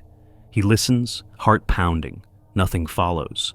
Convinced it's nothing more than an animal or wind, Bear lies back down, unaware that the real danger is just beginning. As the night deepens and Bear drifts off to sleep, the night vision camera quietly captures something chilling. A figure appears. A person, flashlight in hand, creeps toward the truck and tries to open the doors. They linger for a moment, checking the handles, before slipping back into the shadows. Bear sleeps through it all, completely unaware of how close he came to a potentially life-threatening encounter. It wasn't until reviewing his footage days later that Bear realized the gravity of what had happened. That gut feeling, that creeping dread, hadn't been paranoia. It had been a warning, one he almost ignored. While Bear made it out unharmed, the experience left a lasting impression. A stark reminder that when you venture into the unknown, it's not always the legends or creatures you need to fear. Sometimes it's the things and people lurking silently in the dark. In this clip from Summit or Nothing, the popular YouTube channel, hosted by Nath and Trevor, we follow Trevor on a misty solo wild camp in Dartmoor, England. Known for his adventurous spirit, Trevor heads out alone on November 2nd, 2021, aiming for Great Links Tour. hoping for a peaceful night amidst the eerie fog of late autumn.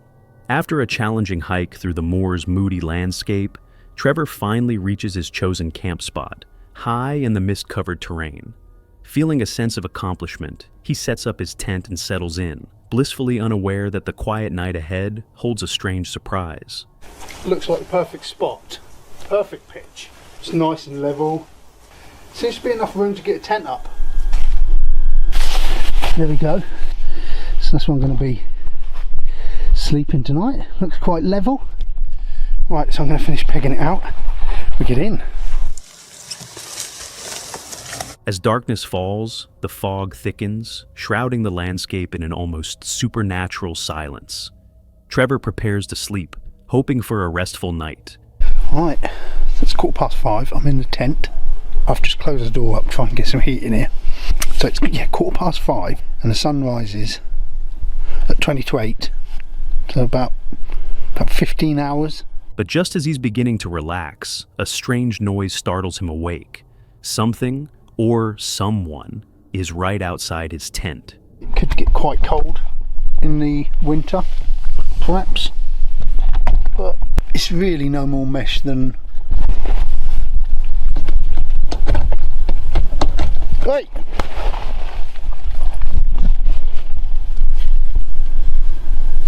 Heart pounding, Trevor calls out, trying to steady his nerves. Then, gathering his courage, he unzips the tent to investigate the source of the sound. What are you doing? Don't eat my poles. No, no, no, no. Go on. Go away. You're eating my ropes. You're going to snap on my ropes, you little git. Come on. Nick off. Go on. You're not coming in here. Good boy. To his relief, the mysterious visitor isn't anything sinister, but a curious wild horse gently nibbling at his tent. The tension fades as quickly as it came. With the mystery solved, the rest of the night passes peacefully. The next morning, Trevor packs up and leaves Dartmoor behind, safe, sound, and with yet another unforgettable story from the moor. This terrifying footage was captured by Franco, a beloved YouTuber you might recognize from his channel, Franco TV. Known for his calm demeanor and grounded personality, Franco is no stranger to fear. For over a decade, he's explored some of the most haunted places on Earth, often venturing into the unknown completely alone, guided only by his curiosity and camera. While most people would ask, why would anyone willingly put themselves in such chilling situations? For Franco, the answer is simple. He's driven by a passion to uncover the forgotten and confront the supernatural face to face. On the evening of June 5th, 2024, Franco embarked on yet another unsettling adventure. The summer night was warm and still, seemingly perfect for an exploration. But he had no idea that what lay ahead would become one of the most haunting nights of his life. His destination? A cemetery in Florida, widely regarded as one of the most paranormally active sites in the area. Franco had heard the unsettling rumors, ghostly apparitions, shadowy figures, and restless spirits that never seemed to find peace. But the danger wasn't only paranormal. The cemetery also carried a darker reputation. Reports of squatters, grave robbers, and shady late-night activity made it a high-risk location, especially for someone exploring alone. But for Franco, this wasn't a deterrent. It was an invitation. Vin, it's just me. I walked in here, I have my gear on me in a book bag that I have set right over there, and I'm going to kind of walk deeper in here, seeing what I can see. That being said, those of you who are wondering, I'm not in India. I'm here in Florida. I will be leaving soon, and the adventures overseas will continue. But as of right now, I was just visiting my family. But I do want to see and get to the bottom of what the hell's going on in the back mausoleum. Let's get into it. So you could see how dark it is. It may not look like much, but further deep in there, there's a big mausoleum, and there's another mausoleum towards the back. And then there's a forest that trickles through certain roads, but they're like dangerous roads, so people go in and out doing drugs and stuff. But this place also has a creepy lore of being haunted, and a lot of it's probably spoken by the people doing the drugs, which is weird because they're probably seeing things. But let's see what happens. I'm not sure. Nobody really goes through here. He arrived just as the sun dipped below the horizon, logging in to update his followers. His plan was simple: explore the cemetery, investigate the mausoleum at its center, and, if possible, attempt communication with the spirit said to haunt it. With his night vision camera ready, Franco stepped into the darkness, unaware that something was already watching.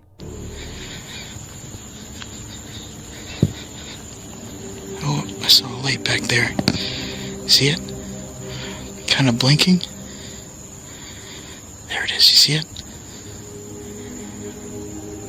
Somebody has a light on in the dark. I'm gonna turn off my light.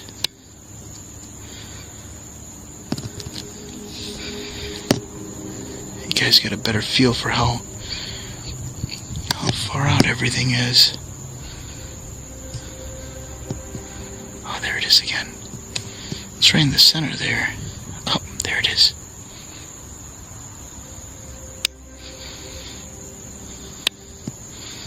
Alright, there's a light. I can see that in my kind of normal eye spectrum as well. As he made his way deeper into the cemetery, something unusual caught his eye. A flickering light in the distance, like a flashlight weaving through the nearby woods. Though unsettling, it didn't seem threatening, so he pressed on. But moments later, another light appeared, this time stationary and shining directly onto a wall.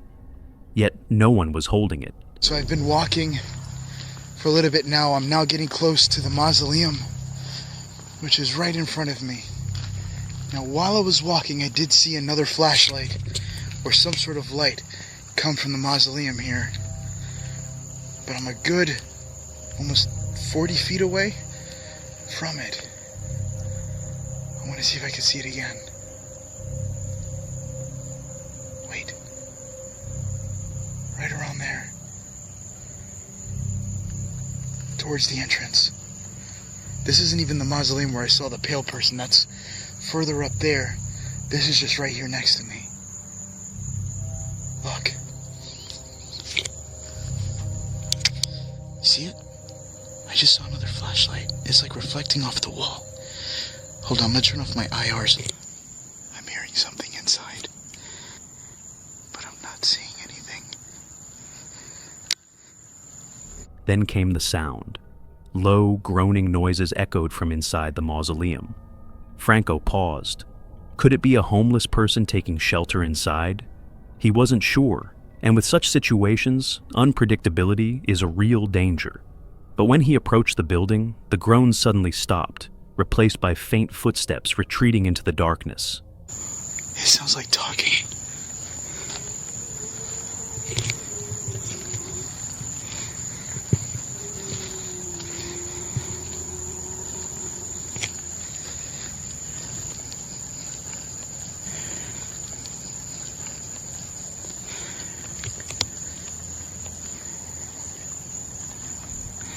Down there is the area that I just finished walking from. You see the light from the building? That's the building it just came from. Jesus Christ. I'm not seeing the light anymore. Now I'm just hearing something.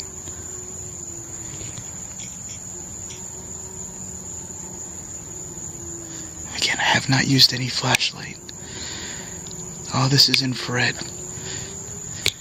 No night vision.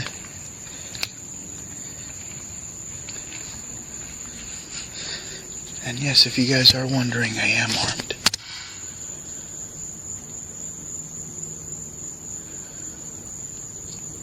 I just heard a noise. Right over here. The last time I came in here was completely quiet.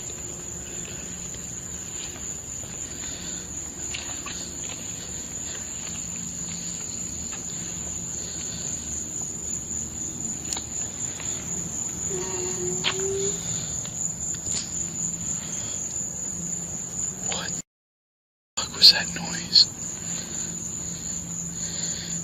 Is sound like somebody's struggling to breathe.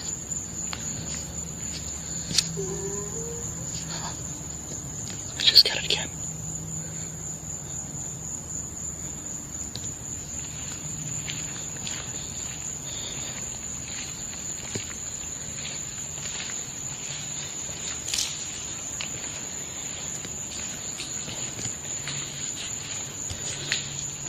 Let's see what it is.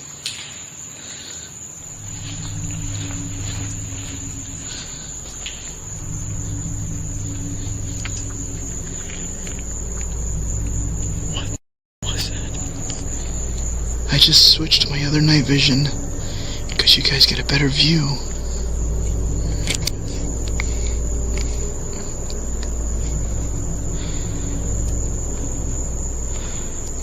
But I'm not getting anything.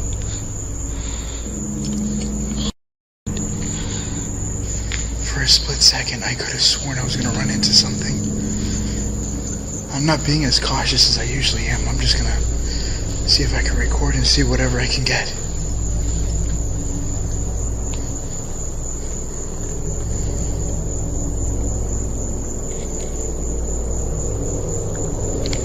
I keep hearing what sounds like footsteps on the outside or something moving. He peered around, but no one was there. The sounds were real, and yet nothing. Was it paranormal? The thought crept into his mind, tightening the pit in his stomach. Still determined, Franco moved toward the mausoleum, but then he froze. The mausoleum is right up through here. It's behind this tree. Line area.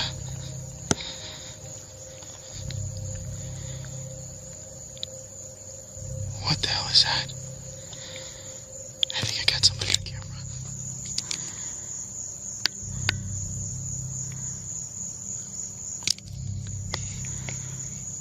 There's somebody up there. Or is that a tomb? I don't know what the hell that is.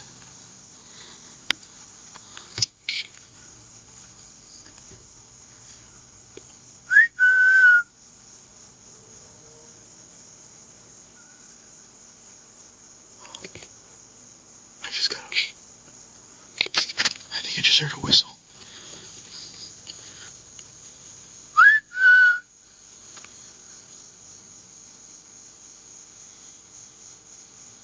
It's moving.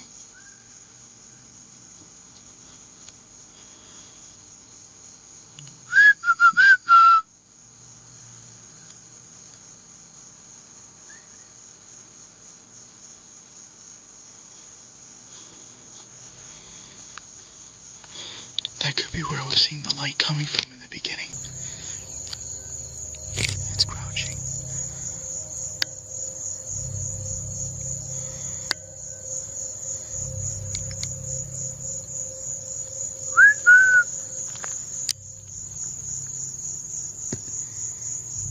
Holy shit. That thing is tall. That is really tall.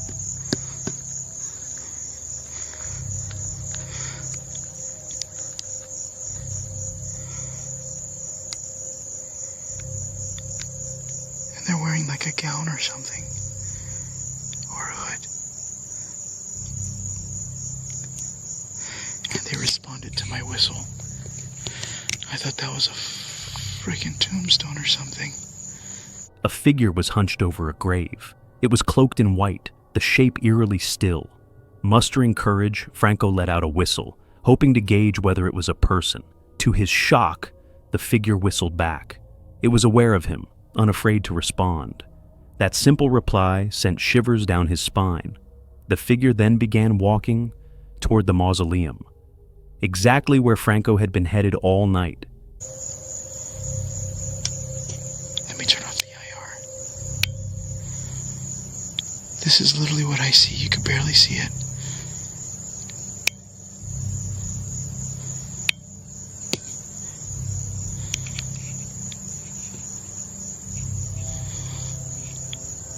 Holy shit, that thing is tall.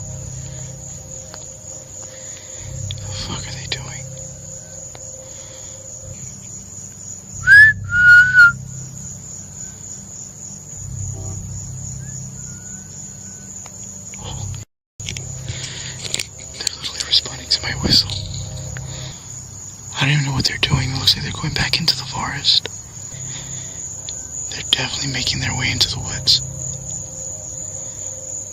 I almost can't even see them anymore.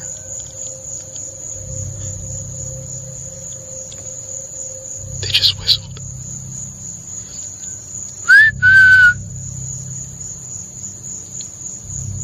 Oh, that is creepy.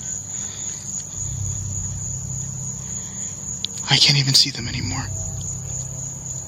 I literally lost visual. They just started walking deeper towards the road. The thing is, the mausoleum that I'm trying to get to is right over here in the corner. Keeping his distance, he followed it cautiously, trying not to be seen. His night vision camera captured every moment as he slowly crept forward. His breathing grew heavier. The anxiety was now unmistakable. Then, the whistling returned. Oh my god. My foot just fell in a hole. Oh, it smells weird. Something smells burnt.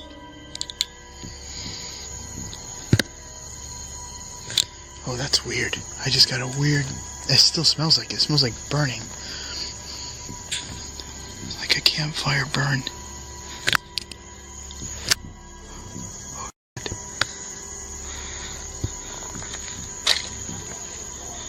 That smell's getting stronger.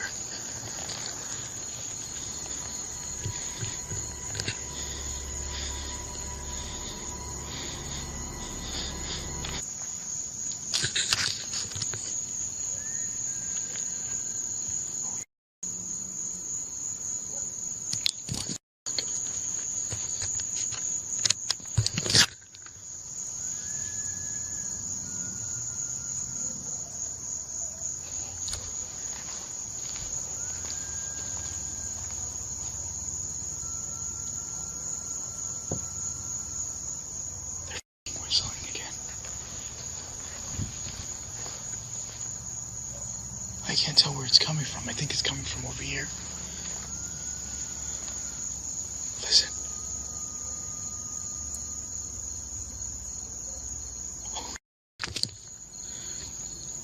Just as he stepped out from a sheltered structure, could the figure see him? His lights were off. It shouldn't have been possible, and yet the dread told him otherwise. Scanning the area with his camera, he finally saw it. I'm not gonna whistle back. I am definitely not gonna whistle back.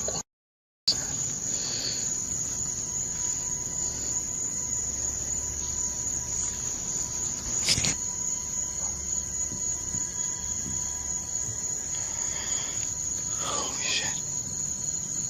I am fucking freaking out right now. Holy shit. It's definitely coming from this way.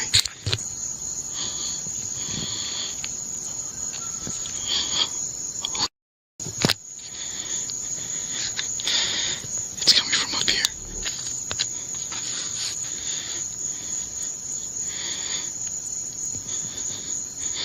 What the hell is that?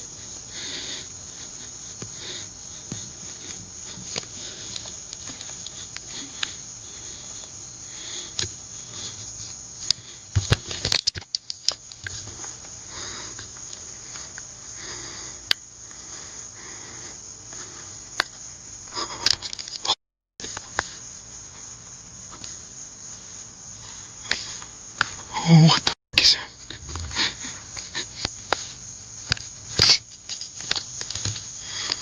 A figure in white, standing perfectly still. Its pitch black eyes were locked on him. It didn't blink. It didn't move. It just watched, as though it could see straight through the darkness, straight into him. That was enough. Franco bolted. For the first time, he turned on his flashlight, desperate to navigate the graves and reach safety. His only goal now was to get back to his car. God damn it, I can't see.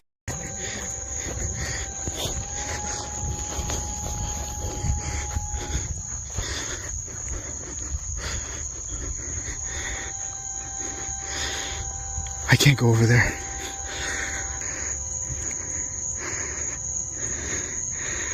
What the fuck was that? I am literally ready to just fucking leave. That scared the hell out of me. I wasn't expecting that thing to move. For a minute when I was looking at it, it looked like it didn't look real. It looked like a mannequin head. I don't know, I'm gonna leave it up to you guys, whatever you guys think that was. I don't currently feel safe going back in towards the mausoleum, but what I want to do is that I feel safer being in my truck.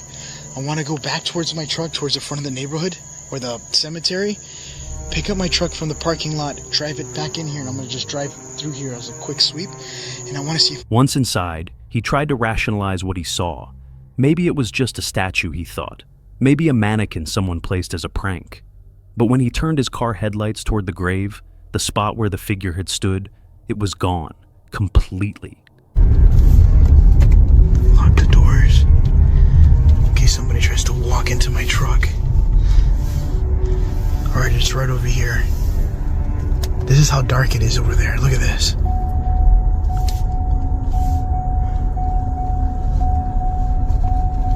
Turn on my light. Let me get my flashlight.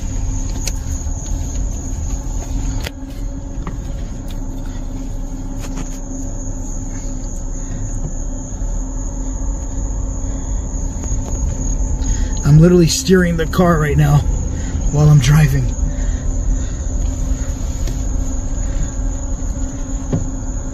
It was right up there. It's gone.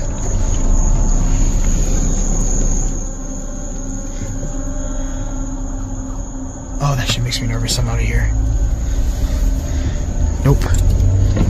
That fucker's around here. Franco's heart dropped. Someone, or something, had been out there watching him. Without hesitation, he drove off, adrenaline pumping through his veins. He was safe, but shaken. When he later reviewed and uploaded the footage to his channel, Franco admitted, "This was one encounter that still haunts him, a night that blurred the line between the living and the dead, and a mystery that may never truly be solved." Meet Casey Nolan, the mind behind the popular YouTube channel Mindseed TV, a channel known for diving headfirst into some of the world's most chilling and unexplainable mysteries.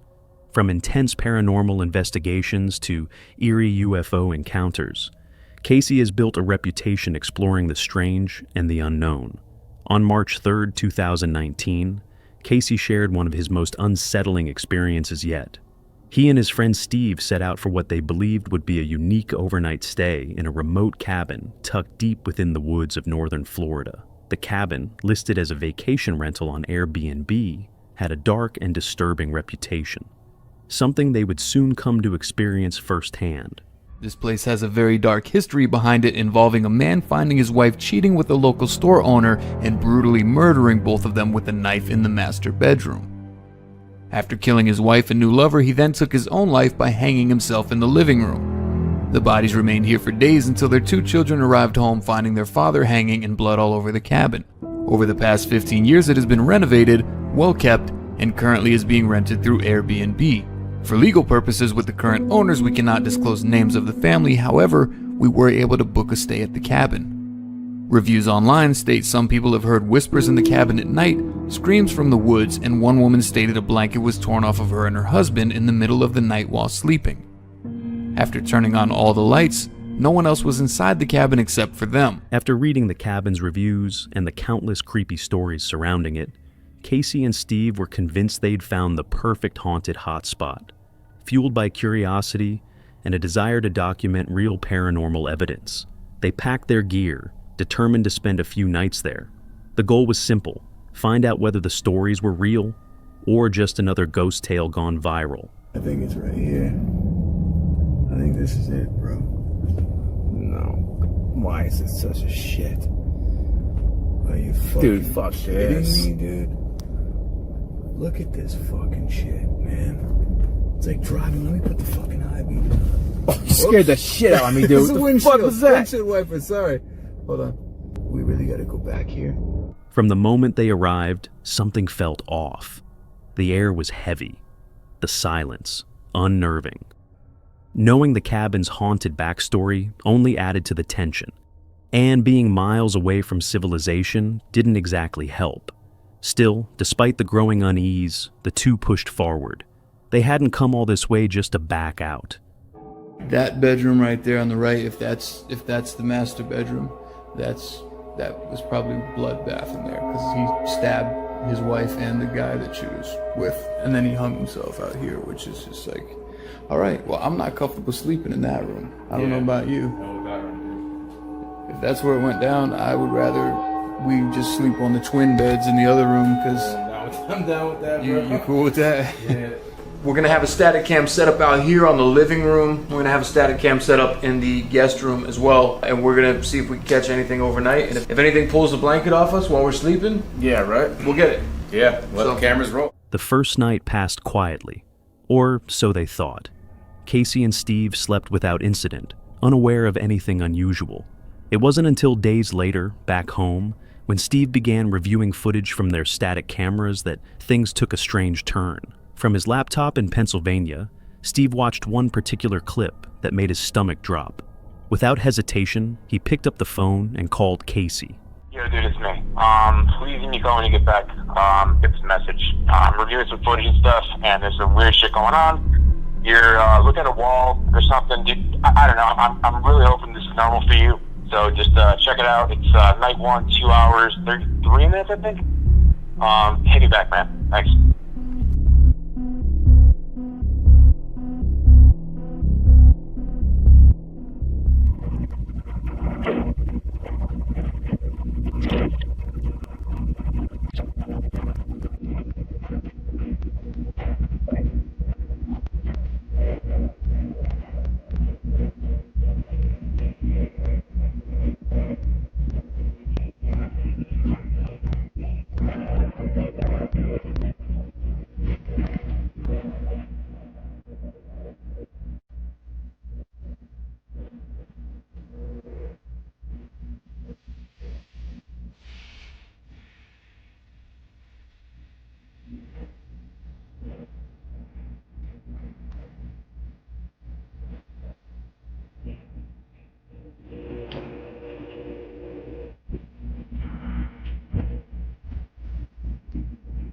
Pause. I was standing there for a total of 43 minutes and 28 seconds. I have no memory, no recollection of waking up at all that night, and I had no idea that I even did that until we saw this footage. In the video, Casey could be seen standing in his sleep, motionless, for far longer than any natural sleepwalking episode should last. But that wasn't the only chilling discovery. Another camera, placed in the cabin's living room, had captured something else. Unsettling activity began to unfold in the background, as if the house itself had come alive.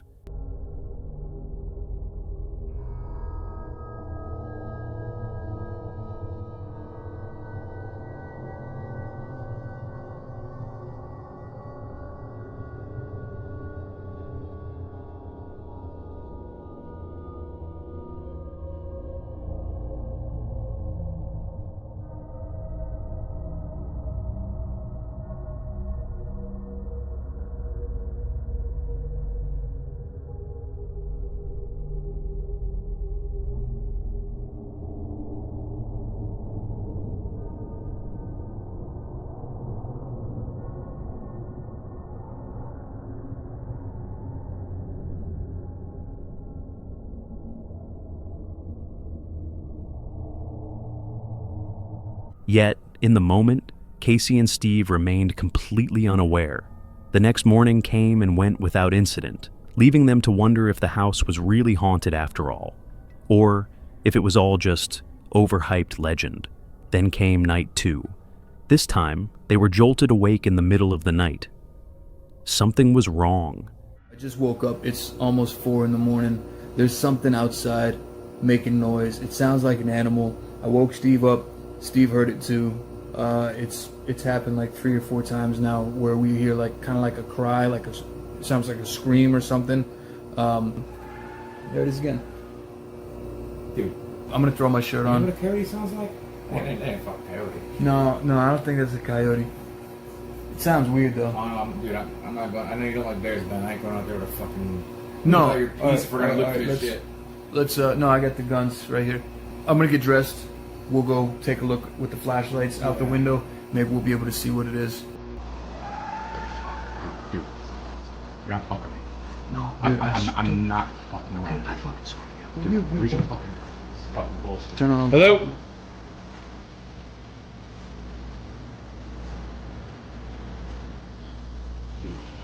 I don't think I'm going back to sleep, to be honest with you. Think the wings are rusted open? Like what? No. If there's a pull, you get a twisted pull.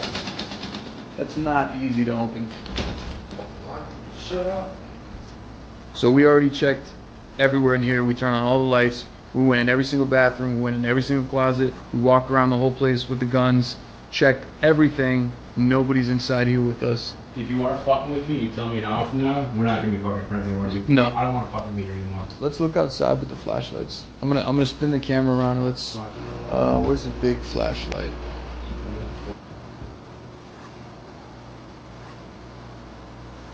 You know, anyone else knows we're here? I don't think so, dude. I mean, this is like the middle of fucking nowhere, bro. Besides the Airbnb people, no. No, that they would fuck us, would they? No, I really don't think so. There's that fucking noise again, too. That really sounds like an animal. Doesn't sound like a person. I'm with a fucking person right now. Yeah, well, you know what? At least we got guns, dude. It's in my hand. I'm telling you, I'll never do one of these trips without a fucking gun. No, Because if there's anything that's not never. paranormal, I don't want to be out here, like, not able to defend myself. Tell me about it, dude. And the footage would later confirm it. A door had opened entirely on its own while they were fast asleep. That was enough. Shaken and no longer feeling safe, Casey and Steve made the decision to pack up and leave. Whether what they experienced was paranormal or simply beyond explanation, one thing was clear. They were not alone in that cabin. So, what really happened that night? Was it something rational or something far more disturbing? We'll leave that for you to decide. Even after returning home, the uneasiness lingered, a feeling that maybe something had followed them back. Meet Joe and Elliot, the fearless duo behind the popular YouTube channel, The Ghost Theory.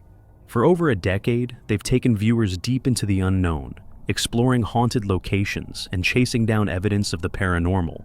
But nothing could prepare them for what they experienced on their latest investigation. Their plan was simple: spend the night inside a long abandoned mansion, hidden deep within a shadowy overgrown forest.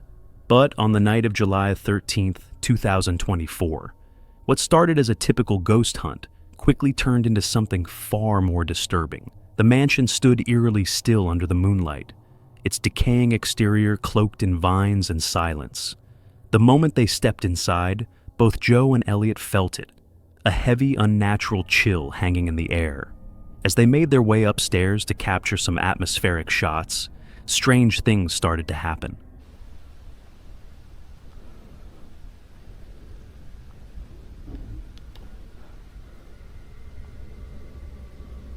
Now, not gonna lie, this has been fucking mad right now. So we're hearing footsteps, like non-stop footsteps through this building. And we were on these cameras, and we couldn't see anybody. And what we did is we almost chased these footsteps right to the roof. And the roof goes nowhere but into an empty tower. Now the reason I'm whispering is because we're still hearing these noises, and this is...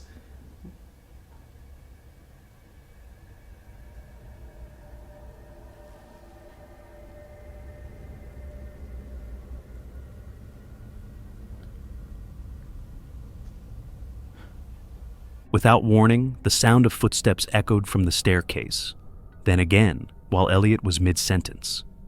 At first, they assumed someone else might be inside. They searched the entire house, even sprinting toward the noise, but no one was there. They began to wonder, was this paranormal? Or could someone actually be hiding inside? Despite their experience with haunted locations, they knew better than to jump to conclusions. After all, abandoned or not, this mansion could easily attract trespassers. Determined to find answers, they ventured deeper into the upper floors, calling out, listening, and tracking every unexplained sound. Again and again, the footsteps returned, always just out of reach, never revealing their source. Hello?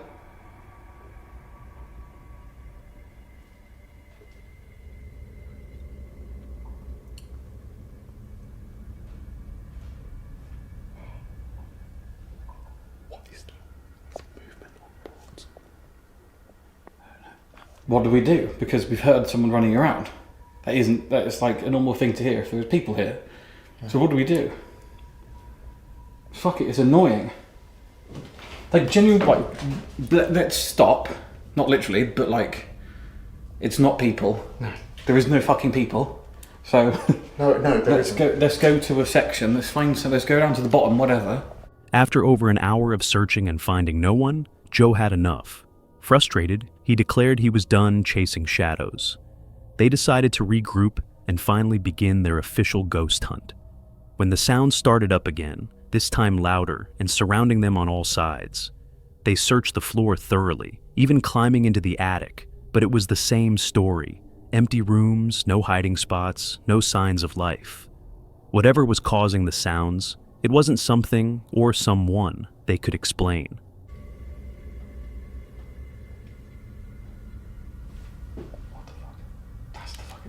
Have a look. There's a fucking chance someone just came out of here. Oh, for fuck's sake. It was the same fucking story, isn't it?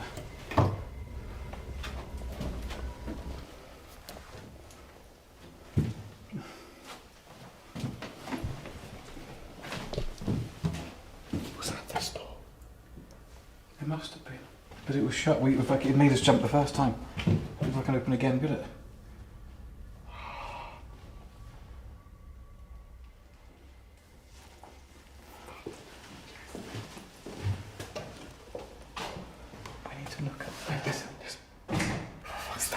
Yeah, I know.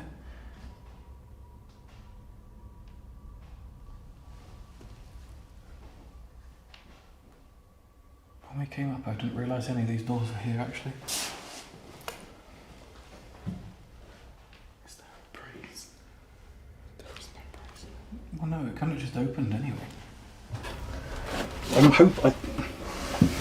I want to see someone. So I could like put it to bed and then just like carry on, you know what I mean? But the fuck it isn't. It's not because... Yeah, it just isn't it. People are not that fucking sneaky. Well,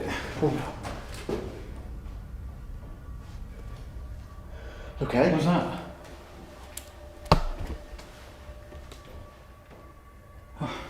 Trying to stay calm, they moved to the far side of the mansion, hoping to get away from the unsettling noises. But it only got worse. Joe, now at his breaking point, walked over to a window to check outside, and that's when it happened.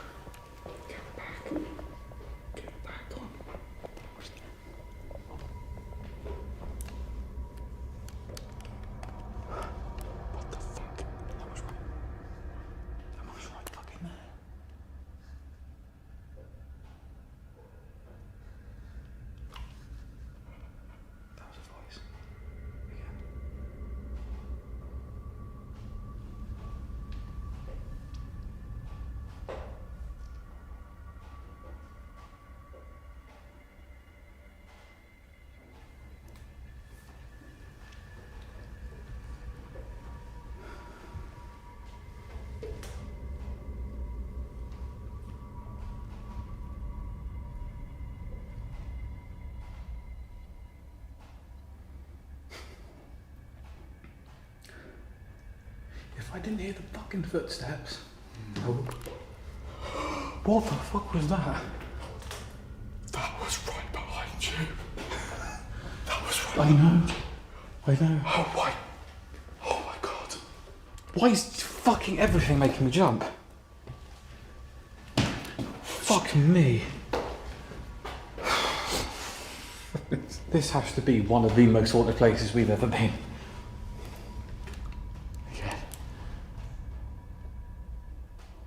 I feel like no doubt about it now. I haven't had this feeling for ages. No.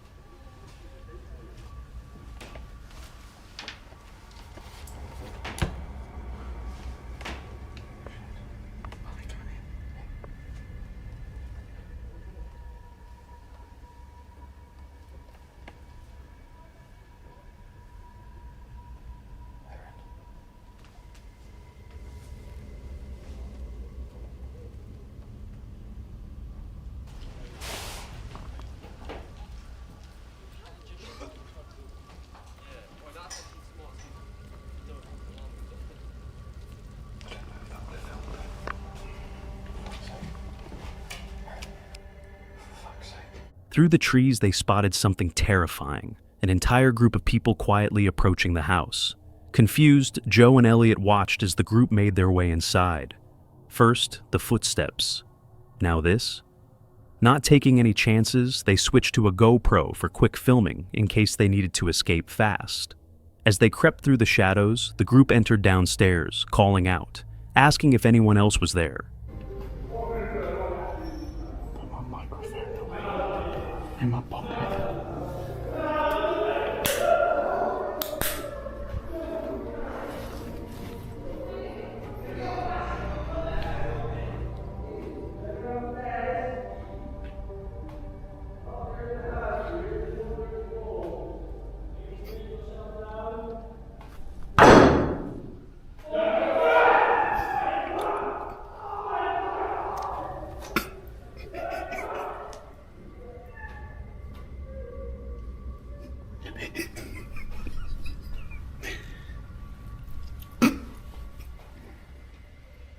That's hilarious.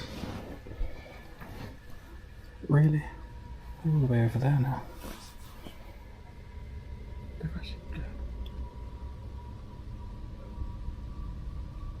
Yeah, you can hear their engine now. They're actually driving off.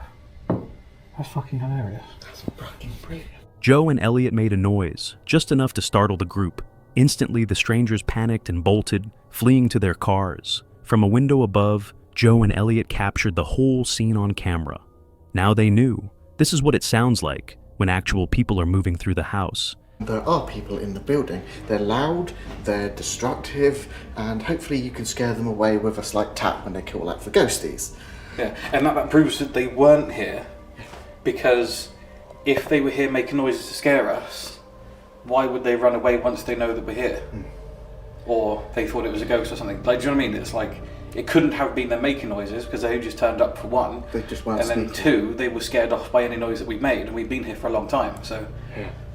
that's that. They're gone. Then they have actually gone as well. It's Yeah. not just a case of, oh, they might still be outside. We know they've gone, because we've seen them drive off in that direction, so... Now, we've been getting some amazing stuff. Let's just carry on. Let's go down to the middle floor. Yeah, and that's brilliant, because it's weird. I was just saying, I just want to see people. Yeah. Like, I've been given both now. Yeah. We've got paranormal and we've got people. The people have buggered off. We now know what both sounds like. Oh, yeah. So, And that perfect. makes it so much more creepy. Heavy steps, voices, chaos, what they heard earlier, didn't match any of that. With that realization, their fear began to shift to curiosity. Convinced they were dealing with something paranormal, they restarted their investigation, but their courage would soon be tested again.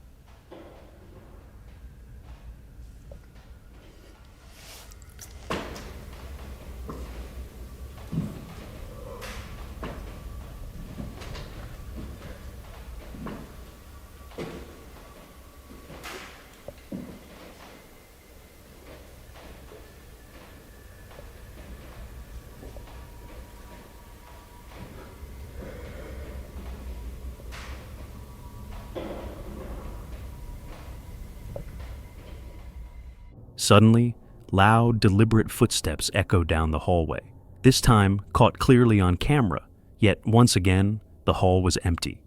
No tricks, no people, no logical explanation. They followed the sounds, calling out to whatever might be there, and then it happened. Shit, look at the floorboards. No. But I have just had that on colour, right?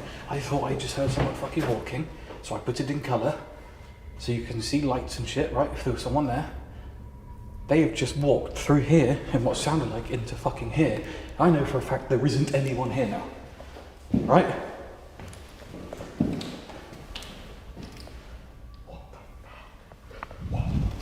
That was clear as day. I don't even feel scared now. I don't know why that has just like chilled me out. It's weird. Does that make sense? Like hearing those footsteps usually creep the shit out Because of me. it's not sinister. Yeah, it's like someone was just walking down here and just gone, oh, I just need to go to bed. Why have I gone from like shit myself to suddenly, oh okay, yeah, that's just a ghost walking around. Is that the noise that you can make to communicate with us? Can you tap out twice just to confirm yes? Yeah. Oh, yes. Thank you very much. That was incredible. That was in this hallway again. Yes. They captured something they couldn't deny. The moment confirmed their suspicions. They weren't imagining things. This was real. Deciding not to provoke the spirits further, they respectfully wrapped up their investigation and left the mansion safely. Later, when they posted the video to YouTube, it quickly went viral.